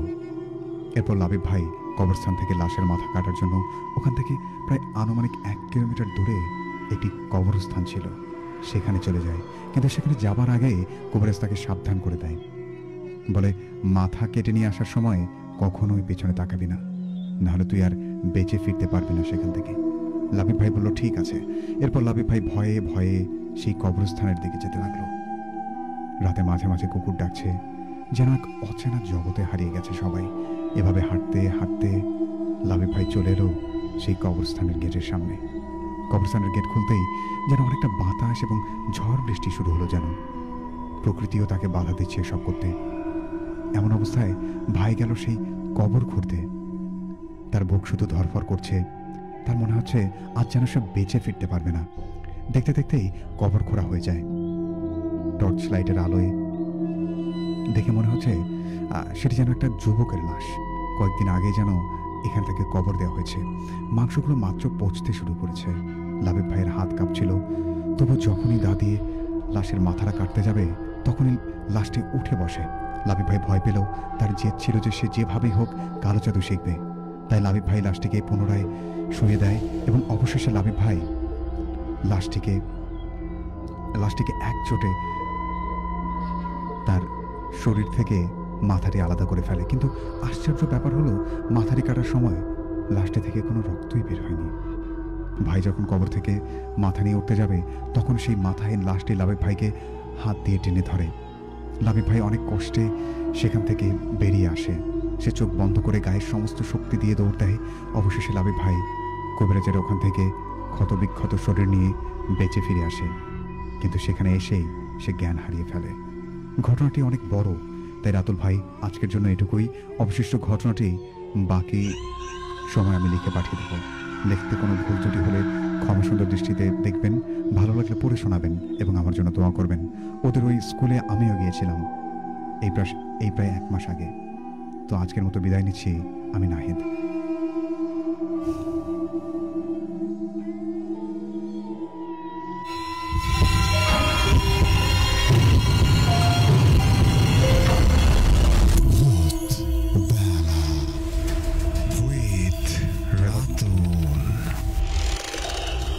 ভয়ের শুরু এখানে। ইয়েস, ভয় শুরু এখানেই। আমরা শুনলাম চমৎকার একটা ঘটনা, আমাদেরকে লিখে পাঠিয়েছিলেন নাহিদ ইসলাম। তো আসলে এই ঘটনাটি উনি চাইলে দ্বিতীয় পার্টটি একসঙ্গে পাঠিয়ে দিতে পারতেন, তো কেন জানি ঘটনাটি ছোট ছিল আমার আমার মতে। তো যাই হোক, ওনার ইচ্ছা।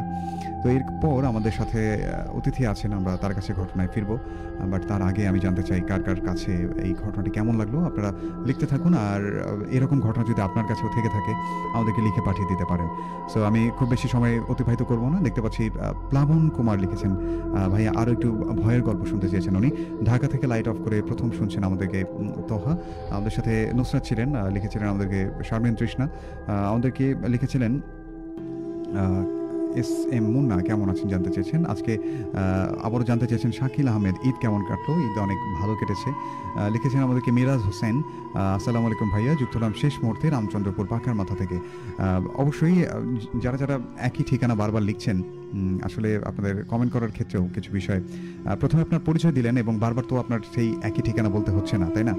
আপনারা জানাতে পারেন যে এই ঘটনাটির এই জায়গাটি আপনার ভালো লেগেছে এবং এই ঘটনাটি শুনে আপনি প্রচুর ভয় পেয়েছেন এবং আপনার সাথে ঘটেছে এরকম ঘটনা, বা এরকম কিছু লিখতে পারেন।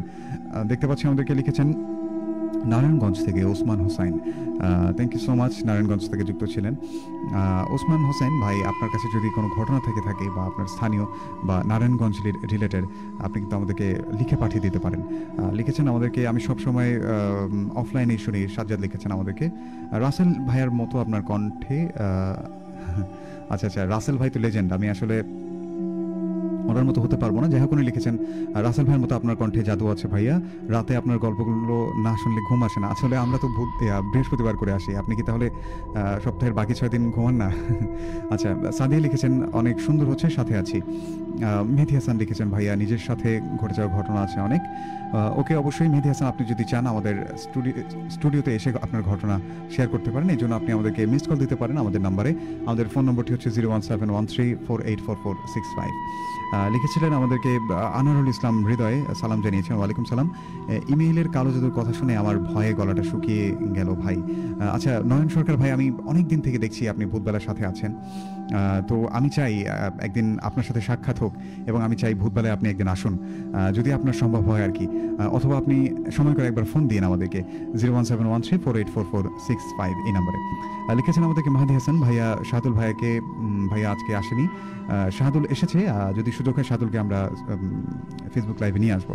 ভাই আমি নতুন দেখছি কাজের বাজার থেকে আজকে। আচ্ছা আচ্ছা আচ্ছা, ওকে ফাইন। ভাইয়া ভয় লাগছে লিখেছেন বাদিয়াখালী থেকে আমাদেরকে লিখেছিলেন একজন। সীমান্ত কুমার লিখেছেন প্রধানের বাজার থেকে, ঘটনাটা শুনে অনেক ভালো লেগেছে এমনটি জানিয়েছেন উনি আমাকে। লিখেছেন কমল, আচ্ছা আমার মামা হয়, কবি মশাই অ্যাকাউন্ট থেকে লিখেছেন ভয় পাচ্ছি কিন্তু পেছনে কিসের শব্দ। লিখেছেন খন্দকার মেহেদি হাসান মামুন মেধা লিখেছেন আমাদেরকে ভাই আসসালামু আলাইকুম, ঈদ মোবারক। ঈদ মোবারক।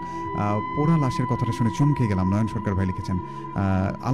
এমডি আল মামুন লিখেছেন চালিয়ে যাও, থ্যাংক ইউ সো মাচ। উৎসব রয় লিখেছেন ভাই গল্পটি, এখানে কিছু কথার ভুল আছে আসলে।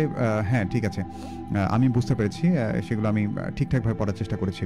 নুসরাত লিখেছেন অনেক ভয় পেয়েছি বাট অনেক ভালো লেগেছে। শাফিন লিখেছেন রাতুল ভাই, আচ্ছা আচ্ছা, রাতুল ভাইয়ের কণ্ঠে ইমেইল গুরুত্বপূর্ণ অংশ। আচ্ছা আচ্ছা তাই, ওকে ধন্যবাদ। লিখেছেন গল্পটা অনেক ভয়ানক ছিল। এসকে সীমান্ত লিখেছেন ভয়ানক ছিল, দ্বিতীয় পার্টটুকু শুনতে চাই ভাইয়া। আসলে দ্বিতীয় পার্টটুকু উনি লিখেই পাঠাননি, আমি কিভাবে আপনাদেরকে পড়ে শোনাবো। লাশ পড়ানোর পরে কখনো নাড়ি ভুড়ি থাকে না। আচ্ছা আচ্ছা, এটা আমার জানা ছিল না। তো উনি যেভাবে লিখেছেন, তো এটা আসলে আমার তথ্যটা আমার মিসিং ছিল, যে জন্য আমি যদি আগে জানতাম তাহলে ওনাকে জিজ্ঞেস করতে পারতাম। তো লিখেছেন আমাদেরকে নুসরাত বিনতে অনেক ভয় পেয়েছে লিখেছেন। তারপর আমাদেরকে মনির শেখ লিখেছেন ভাইয়া আরও বেশি ভয় পেতে চাই। জিহাদ লিখেছেন দিনের অনেকদিন পর ভূতবেলা শুনতে চলে এলাম, রাতুল ভাই কেমন আছেন। সুরিয়া জান্নাত পরি লিখেছেন অনেক সুন্দর ছিল ঘটনাটি। নাহিদ চৌধুরী লিখেছেন আমাদেরকে, শ্রাবণ লিখেছেন ভাইয়া আমি আপনার নিউ ফ্রেন্ড।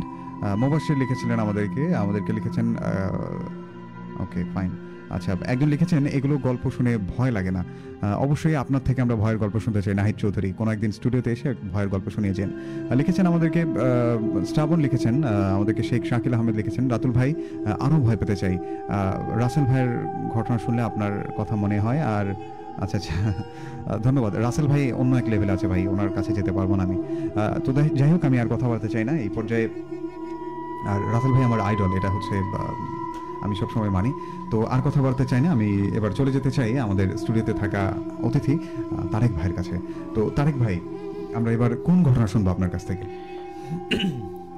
জি ভাইয়া, এবার যে গল্পটা বলবো সেটা হচ্ছে শীতের বেলা ঘটে যাওয়া গল্প। শীতের বেলা ঘটে যাওয়া একটা গল্প বলবো এবার। আচ্ছা, মানে তো কোন এক শীতকালে ঘটেছিল ঘটনা? একটা শীতকালে। তো ভাইয়া, একটা শীতের সময়, মানে সালটা 2015 ওই দিকে, মানে তখন আমি ক্লাস 6-এ পড়ি। আচ্ছা, 2015 সালের দিকে আমি 6-এ পড়ি। তো 14 সালে পিএসসি দিছি, পিএসসিতে আবার 6-এ আমি 2015 সালে। আচ্ছা, তো তখন অনেক ছোট ছিলাম। তো সাইকেল নিয়ে, মানে ছোট সাইকেল নিয়ে আমি বাজারের দিকে যাচ্ছি, বাদিয়াখালী বাজারের দিকে যাচ্ছি। তো যখন বাদিয়াখালী বাজারে গেলাম, আচ্ছা, বাজার সদাই করে আসতেছি। তো আসতে হঠাৎ করে বাদিয়াখালী থেকে তালুকজামরা ডিস্ট্রিক্টের মধ্যে একটা আমতলি বাজার পড়ে। আচ্ছা, আচ্ছা। তো আমতলি বাজারের ওখানে বলে রাখা ভালো, ওখানে একটা বিল্ডিং আছে। তো ওই বিল্ডিং এর একটা মালিক প্রবাসে থাকতো। প্রবাসে থাকতো, ওনার নাকি ওখানে যে কোনো একটা গ্যাঞ্জামের কারণে ওখানে নাকি ওনার মৃত্যুবরণ হয়েছে, ওখানেই মৃত্যু হয়েছে। তো ওনার লাশটা বাংলাদেশে পাঠিয়ে দিয়েছে ভাইয়া। তো বাংলাদেশে পাঠিয়ে দেওয়ার পর ও রাস্তার সাথে উনি বাড়ি করছে ওই আমতলি থেকে তালুকজানের মাঝখানে ওনার বিল্ডিংটা, মানে তালুকজাবরি থেকে বাদিয়াখালী যাওয়ার পথে। জি, তালুকজান থেকে বাদিয়াখালী যাওয়ার পথে ওখানে মাঝখানে আমতলি একটা বাজার পড়ে। তো আমতলির ওখানেই, এই তালুকজান থেকে ডিস্টেন্স আমতলি থেকে অল্প একটু মাঝখানে, ওখানেই ওনার বিল্ডিংটা। আচ্ছা, ওটা কি ফাঁকা একটা জমির মধ্যে? জি, ফাঁকা একটা। আমি দেখছি, আমার নানু বাসায় গিয়ে দেখেছিলাম। আচ্ছা, ওই এখনো তো সম্পূর্ণ হয়নি মনে হয় বাসাটা? না ভাইয়া, এখনো সম্পূর্ণ হয়নি। এখন নাকি ওখানে আশেপাশে এখন অনেক বাড়ি ঘর হয়েছে, তখন ছিল না। তখন ছিল না, তখন ছিল না, 4-5 বছর আগে। 4-5 বছর আগে ভাইয়া, আমি শুনেছি। তো ভাইয়া সেই গল্পটা আমি বলতেছি আজকে। তো ওখানে ওই উনি হলে বিদেশে মারা গেছে। তো কি জন্য মারা গেছে আসলে বিষয়টাও জানি না, কিন্তু মানুষ অনেকে বলতো ওখানে নাকি ওই রাস্তাটা যখন ভ্যান যেত, যে কোনো গাড়ি যেত, আটকে দিত ভাইয়া। তো আমি বাদিয়াখালী বাজার থেকে যখন আসি, তখন আসতে আমার সাথে ঘটে গেছে। আমি গল্পটা আজকে বুধবেলাতে শেয়ার করতে যাচ্ছি। তো মানুষ অনেক বলতো যে আসলে ওই জায়গায় গেলে এটা হতো, ওটা হতো, অনেক সমস্যা দেখা দিত। তো তখন যখন বাড়িটা ছিল তখন কিন্তু অর্ধেক হতো, মানে এখন বাড়িটা ফুল হয়েছে। তো এখন হলে মানুষ থাকে কিনা জানি না। তো হলে তখন যখন 2015 সাল কিন্তু বলতেছি ভাইয়া, তো আমি তখন অনেক ছোট ছিলাম। তো তখন থেকেই ওখানে অনেক ভয়ানক। তো আমি সাইকেল নিয়ে যখন আসার পরে এক পর্যায়ে দেখা গেল লাঙ্গলভাঙ্গা একটা ব্রিজ আছে বাদিয়াখালী যেতে যাইতে, ওই ব্রিজের ওখানে আমার সাইকেলের পাংচার হয়ে গেল। জি জি। তো এখন মাঝখানে তালুকজামরা না আসা পর্যন্ত আমার সাইকেলটা ঠিক হচ্ছে না। আমি বাদিয়াখালী যাবো, বাদিয়াখালীতে আসার পর বাদিয়াখালীতে এখন ব্যাগ দিতে আমার ওখান থেকে হাঁটি যাওয়া লাগবে আবার। তো চিন্তা করলাম তালুকজামরা, আমার তো বাড়ি আমার কুমিতপুরে, তো আমি হচ্ছে কুমিতপুর যখন যাবো তালুকজামরা ওখানে ঠিক করে আবার বাসার দিকে আসবো। আমি তার পিছন দিকে ব্যাগ হতে পারতেছি না ভাইয়া। তো সামনের দিকে যখন আসার পর ওই ভয়ানক বাড়িটার কথা মনে করে আমার গাটা শিউরে উঠলো। আমতলি পার হতে হতে আমি চিন্তা করলাম ওখানে তো একটা প্রবাসী মাটি দেওয়া হয়েছে। তো আমি চিন্তা করলাম আসলে আমি কি করব, কোনো কিছু বুঝতেছি না আসলে আমি যাব কি না। তো সামনের দিকে সাইকেলটাও পাংচার, হেঁটে হেঁটে যাচ্ছি। পরে যাওয়ার পর দেখা গেল সামনের দিকে যে ওই বাড়ির ওখানে গেছি, আমার সাইকেলটা অটোমেটিক, মানে আমি নিউট্রাল করতে পারতেছি না। মোটর সাইকেল যেমন না ভাইয়া, সামনের দিকে আমরা সোজা গেলে তো সোজাই যাবে, পিছনের দিকে ব্যাগ নিলে তো ব্যাগে যাবে। তো সামনের দিকে আমি সাইকেলটা মানে ঠেলেও নিয়ে যেতে পারতেছি না, এরকম অবস্থা। সাইকেলটা কিন্তু আমার পাংচার হয়েছে, আমার তো সাইকেলটা যাওয়ার কথা। তো সামনে যায়, আমার সাইকেলটা সামনে যাচ্ছে না, পিছনেও আসতেছে না, এরকম অবস্থা। আমি ঠেলতেছি কিন্তু যাচ্ছে না, মানে মনে হচ্ছে পিছনে লক করতেছে কেউ, পিছনে কেউ লক করতেছে, আমি দেখতেছি কিন্তু ওখানে। তো আমার খুব ভয় লাগা শুরু হয়ে গেল, অনুভূতি হয়ে গেল যে আমি আসলে আজকে আমি শেষ, এরকম অবস্থা। আর আমি ছোটবেলা থেকে তো অনেক ভয় করি ভাইয়া। তো সামনের দিকে যখন গেলাম আমার সাইকেলটা এক পর্যায়ে যাচ্ছে না। জি।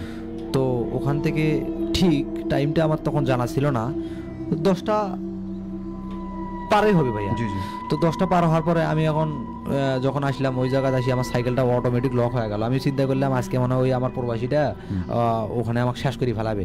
জি। তো সবাই তো ভয় করে। তো আমি এখন কি করব, কি করতেছি না বুঝতেছি না। আমি মনে হয় সাইকেলটা ফালে দৌড় দেবো না কি করব, আমি কিছুই বুঝতেছি না। তো এখন খুব ভয় লাগতেছে। আমি চিন্তা করলাম আল্লাহ আল্লাহ বাঁচাও, আল্লাহ বাঁচাও, এরকম একটা অবস্থা ভাইয়া। জি তো যখন এখন আমার কি করণীয় আমি কিছুই বুঝতেছি না। দেখি একটা ডিপ ডিপ করে একটা লাইট জ্বলতেছে, মানে কেউ মানে আসতেছে, একটা ভ্যানের সিস্টেমে এরকম দেখা যাচ্ছে যে দূর থেকে কেউ ভ্যান নিয়ে আসতেছে। এখন আমি সাইকেলটা ফালে দিয়ে আমি সামনের দিকে দৌড়ে দিতেছি। তখন আমার কাছে মেজো নেই, কিছু নেই, আমার তখন তো মোবাইল ইউজ করতাম না ভাইয়া, আমি ছোট ছিলাম। তো তো একটা ভ্যানালা আসি আমাকে বলতেছে যে কি হয়েছে তোমার। আমি সামনের দিকে গেছি দৌড়ি, আমি সাইকেলটা কিন্তু ফালে রাখছি ওই বাড়ির সামনেই। তো আমি যখন গেছি তো ভ্যানালা দেখে আমার মানে এইটা দেখে আমাকে বলতেছে তুমি ওই বাড়িতে ভয় করছো। আমি বললাম হ্যাঁ দেখেন আমার হলে সাইকেলটা লাঙ্গলভাঙ্গা ব্রিজের ওখানে পাংচার হয়ে গেছে হঠাৎ করে। তো এখন আমি সামনের দিকেও যেতে পারতেছি না, পিছনের দিকে আসতে পারতেছি না, কিছু কি করব। আমার সাইকেলটা কে জানে পিছন থেকে লক করে দিতেছে, এইরকম অবস্থা। আমি পিছনে লাইট মারি দেখে আমার সবকিছু হলো, আমি টানুও নিয়ে আসতে পারতেছি না। পরে কইতেছে তুমি রাস্তা দিয়ে আসছো কে, তুমি জানো না যে আসলে 10টার পরে এই রাস্তা দিয়ে কোনো মানুষ তখন চলাচল করে না, যে যায় না, তুমি কেমনে আসলে এই পাশ দিয়ে। পরে বললেন দেখেন আমার তো ভুল হয়ে গেছে, আমি এখন কি আমার সাইকেলটা একটু এনে দেন। তো যাই হোক ওই লোকটা আমার সাথে থাকলো, সাইকেলটা নিয়ে আসলো। তো আমি এখন সাইকেলটা নিয়ে আমি তালুকজমরা আসলাম। অত রাতে দোকান খোলা পেলাম না। আমি তখন ওই লোকটা আমাকে হলে ভ্যানে করে আমাকে বাড়ি পর্যন্ত দিয়ে আসলো, আমার কুমিরপুর পর্যন্ত আসলো বাড়িটা। যাই হোক পরে ওনার টাকা টুকা দিয়ে করে দিলাম, ওনাকে অনেক রিকোয়েস্ট করলাম যে আসলে ভয়ের বিষয়টা আমার ফ্যামিলির বলার দরকার নাই। উনি রাস্তা দিয়ে আমি টাকা দিয়ে ওনাকে বিদায় করে দিছি যে আমার বাবা আসলে ইয়া করবে। তো আমার বাবা তো দেখে বলতেছে এত দেরি হলো, আমার তো বাবা রাস্তা দেখার সাথে আমার রাগ হয়ে গেছে। আমি বলতেছি আমার বাবাকে বলার দরকার নেই এটা। তো ভাইয়া আমার হচ্ছে নানা, আমার হলেন আমার নানার বাড়ি আমার বাবার বাড়ি একটু ফাঁকাফাঁকি। তো আমার নানা ফকির বা কবির আছে এক পর্যায়ে। তো ওনার করে বিষয়টা আমি শেয়ার করলাম। আমার নানা হচ্ছে সুতে দিয়ে আমার গলাতে একটা করে দিল, একটা তাবিজ এরকম একটা বানিয়ে দিল, বুঝছেন।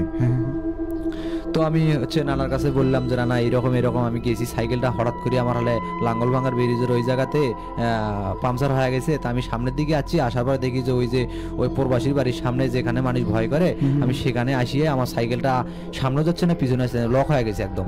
তো আমি সাইকেলটা ফালে দিয়ে সামনের দিকে যখন গেছি একটা ভ্যানা লাগছে, আমি তো অনেক ভয় পেয়ে গেছি ওখানে। এখন আমি চিন্তা করছি সাইকেলটা ফালে দিয়ে আমি চলে যাই, আমার জীবনটাকে বাঁচাই। পরে আমি সামনের দিকে যে একটা ভ্যানালা পাইলাম, ভ্যানালাটা নিয়ে আসি সামনে, তালুকজমরা নিয়ে আসলো আমাকে। নিয়ে আসার পর দেখা যায় তালুকজম মেকারের দোকান সব বন্ধ হয়ে গেছে। পরে উনি আমাকে বাড়ি বন্ধ রাখি দিয়ে আসলো। তো নানা এইরকম ভয় পাইছি, কয় দেখ ওখানে তো অনেক মানুষ ভয় করে, আসলে এই তো তাবিজটা দিলাম এই সঙ্গে রাখবে, আর কোনো সমস্যা হবে না। তো ভাইয়া তাবিজটা আমি সঙ্গে করে রাখছি।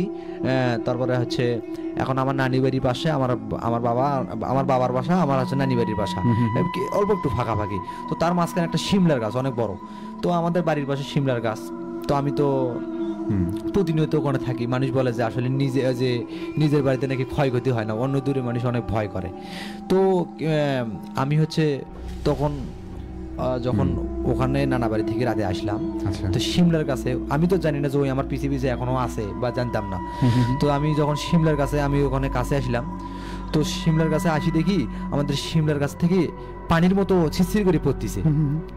তো স্বাভাবিকভাবে একটা গাছ থেকে যে পানির মতো পড়বে ওইভাবে, তো আমি তো বিষয়টা বুঝতে পারলাম না। দেখি যে গাছ থেকে পানির মতো অঝরে, মানে সব পানির মতো খালি ঝিরঝির করে পড়তেছে। আর তো এখন আমার কাছে লাইট ছিল না, তো আমার লাইট ছিল না, আমি এখন আরো ভয় পাইতেছি। আমার কাছে তাবিজ ছিল, আমি দুরূদ শরীফ পাঠ করলাম। তখন আমি ছোটবেলা থেকে নামাজ পড়তাম। তো ভাইয়া মাঝখানে পড়া বাদ দিছি। আমি ছোটবেলায় মানে নামাজের দিকে যেতাম, আমি মাদ্রাসায় পড়তাম ছোটবেলায়। তারপর ইদানিং এখন বড় হয়েছে, এখন পড়ি না। তখনকার সময় আমি নামাজ পড়তাম খুব। তো আমি দুরূদ শরীফ পাঠ করলাম। দুরূদ শরীফ পাঠ করার পরে দেখা গেল যে আসলে একটু কমলো, পানি কমে গেল, ঠিক আছে। হঠাৎ করে দেখি যে যেই আমি হলে সুরা পড়া বাদ দিয়ে যেই সামনের দিকে আসতেছি, পানিটা আমার সামনেই, মানে কেউ জানি আমার গায়ে এরকম একটা গায়ে পানি দেয় না ভাইয়া, তো একটি সামনে একটি গায়ের ভিতরে পানি চটকা দিল, মানে চটকা দিল, এরকম একটা অবস্থা। তো সামনের দিকে আর আমি আগায় তো ভয় পাইছি, ফির দৌড়ি নানা বাড়িতে দৌড়ে গেছি। নানা যা বলতেছি নানা এই অবস্থা। নানা এখন বললো চল দেখি। তো সামনে যে পানি মারলো আমি তাকে দেখবো, জি। আমার কবিরাজ নানাটা বলতেছে আমাকে। হ্যাঁ, তা আমার নানার সাথে করে আসলাম, আসি দেখি যে জায়গায় পানি, রাস্তায় পানি দেওয়ার কথা ছিল না, আমার সামনে পানি দিছে, ওখানে যা দেখি একটু পানিও নাই। হুম, হুম, তো চিন্তা করলাম ভাইয়া রাস্তা তো পরিষ্কার, তো পানি যদি রাস্তায় কেউ ফালে দেয় তো রাস্তা তো ভিজে থাকবে। তো আমার নানাকে যখন নিয়ে আসলাম, আসি দেখি যে রাস্তা মানে একটু চুল পরিমাণ যে ভেজা থাকবে সে জায়গাটা ভেজা নাই, কিন্তু আমি দেখলাম যে আমার গায়ে কি যেন পানি দিচ্ছে। তো আমি নানাকে বললাম, নানা সত্যি করে বললাম যে আমাকে কেউ জানি গায়ে পানি দিল, আমি সরে না গেলে গায়ে আমার পানিগুলো পড়ে। আচ্ছা। তো দেখলাম যে আসলে নানা আসি বললো, দেখ কই পানি তো রাস্তায় নাই। আমি এখন চিন্তা করি দেখলাম কিরে আসলেই তো পানি তো একটু নাই, তো এটা কি আমার মনের ভুল ছিল নাকি আসলে আমার কি ছিল? তো তো স্বাভাবিকভাবে বিষয়টা বাদ দিলাম। আমার নানা বললো যা বাড়ি যা। তখন আমার নানা আমাকে বাড়িতে রাখি দিয়ে নানা আবার তার বাসা চলে গেল। আচ্ছা। তো ভাইয়া দিন দিন এখন ওই যে তাবিজ দিল না আমার নানায়, যে নানা আমাকে আবার দোয়া করে দিল, ই করে দিল, আমি বাড়ি গেলাম। সেই দিনটা স্বাভাবিকভাবে ভালোই চললো, মানে ভালোভাবে রাতটা কেটে গেল।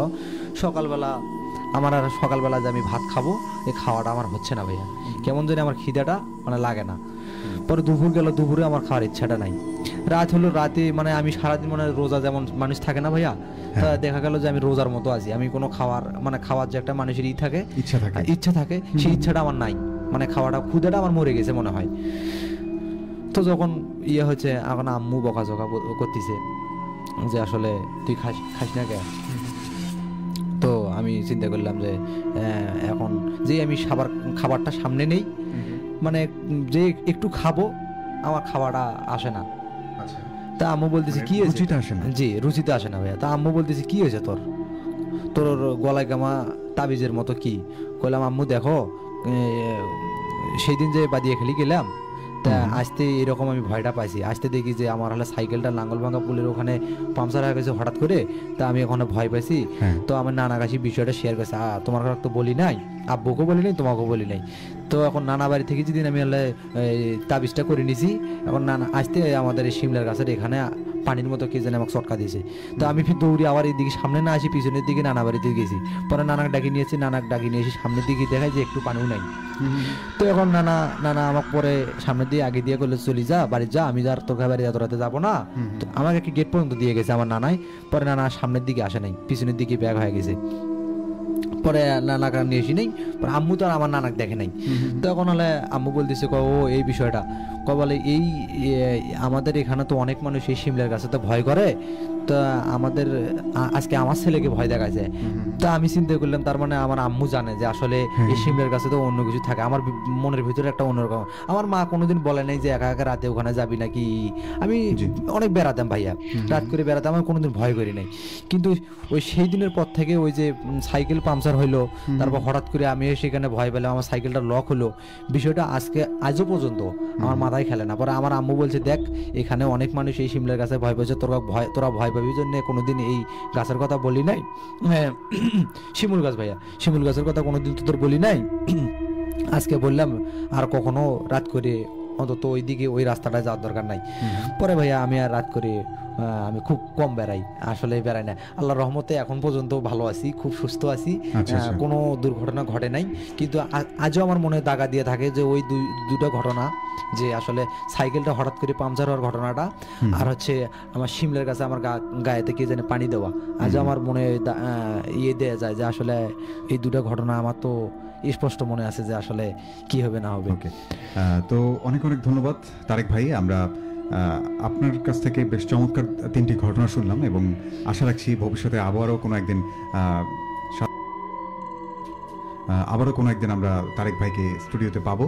তো ঈদের শুভেচ্ছা জানাই আবারও তারেক ভাই আপনাকে। জি ভাইয়া, আপনাকে শুভেচ্ছা জানালাম, যে ঈদ মোবারক আবারও জানালাম। শ্রোতাদের উদ্দেশ্যে আর কিছু সামান্য। জি, শ্রোতাদের উদ্দেশ্যে একটা কথাই বলবো, ভূতবেলাতে আপনারা সবাই আসুন, ভূতবেলাতে এসে গল্প শেয়ার করুন, যার জীবনে যে ঘটনায় ঘটে যাক আসুন শেয়ার করুন।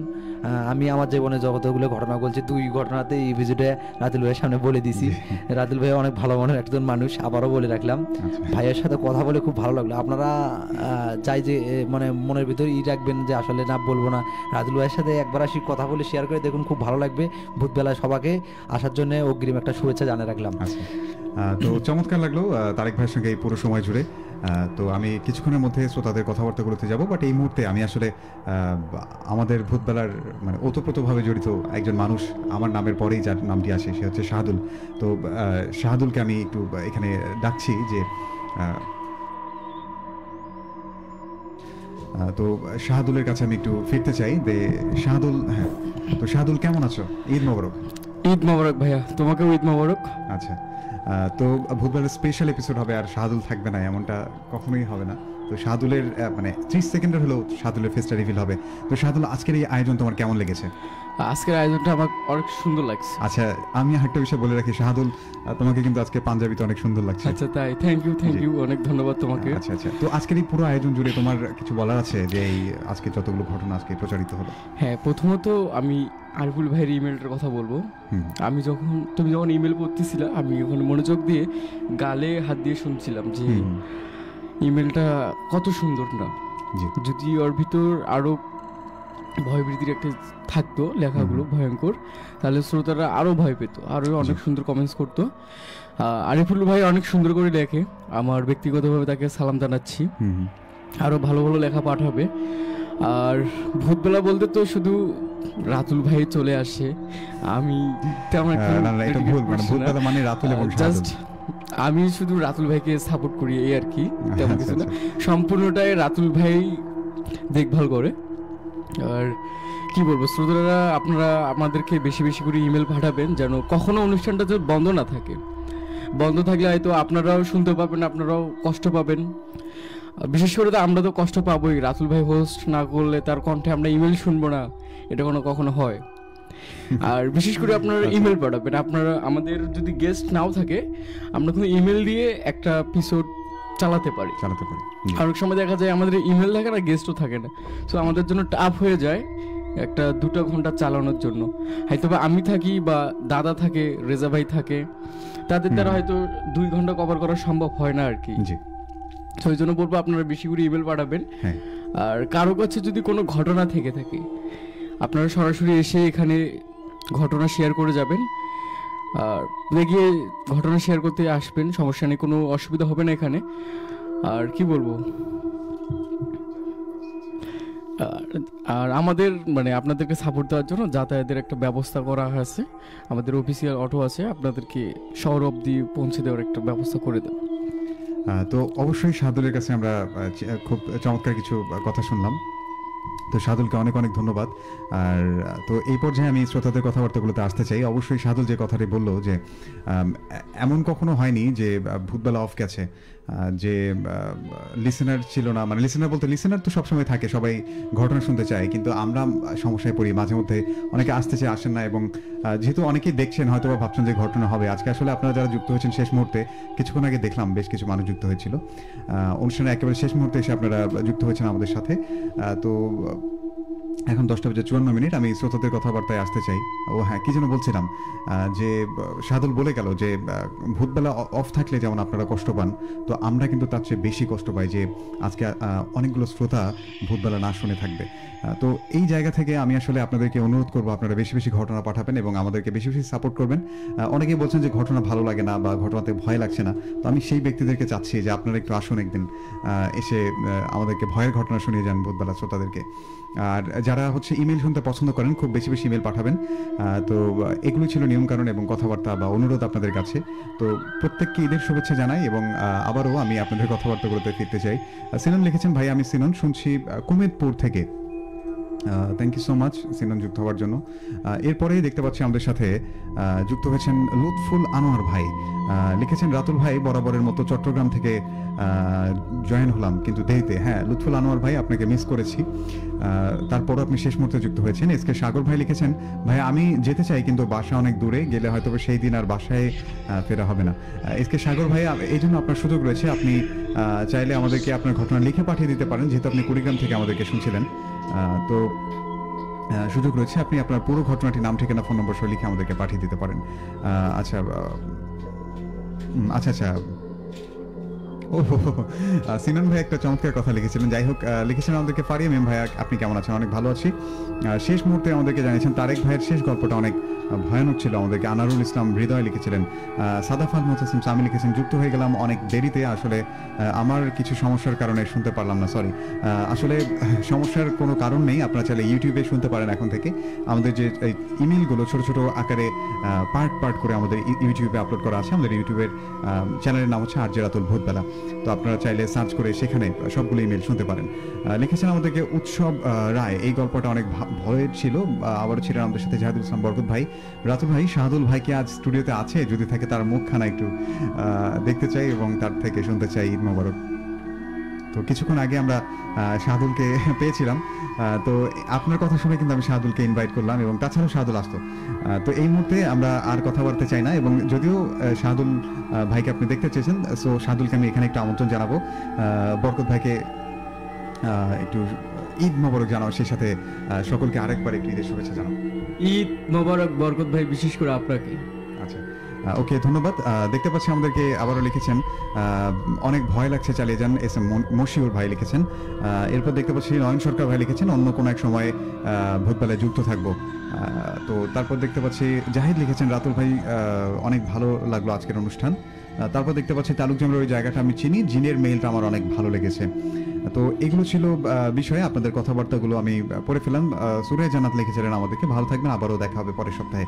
আর এসকে সাগর ভাই লিখেছেন ভাই আমি ইমেল করে পাঠিয়ে দিচ্ছি। হ্যাঁ সাগর ভাই, আপনাকে ইমেইলে নক দেওয়া হয়েছে, আপনি সেই মেইল অ্যাড্রেসে আপনার ঘটনা পাঠিয়ে দিতে পারেন। সো সবাই আজকের মতো ভূতবেলার থেকে আমি বিদায় নিচ্ছি রাতুল, এবং আর যারা যারা আমার সাথে যুক্ত ছিলেন প্রত্যেকে আমন্ত্রণ রইল ঠিক আগামী বৃহস্পতিবার রাত 9:05 ভূতবেলা দেখার। এবং যারা মিস করেছেন তাদেরকে অনুরোধ করবো আপনারা চাইলে আমাদের ইউটিউবে গিয়ে আমাদের এপিসোডগুলো দেখতে পারেন, আমাদের মেইলগুলো শুনতে পারেন, আমাদের ঘটনাগুলো শুনতে পারেন। সো সবাই সে পর্যন্ত ভালো থাকবেন, সুস্থ থাকবেন, এবং সবাইকে আরও একবার সবার সুস্থতা কামনা করে আজকের মতো এখানে বিদায় নিচ্ছি, এবং আরেকবার জানাতে চাই পবিত্র ঈদ উল ফিতরের শুভেচ্ছা, ঈদ মোবারক। আসসালামু আলাইকুম।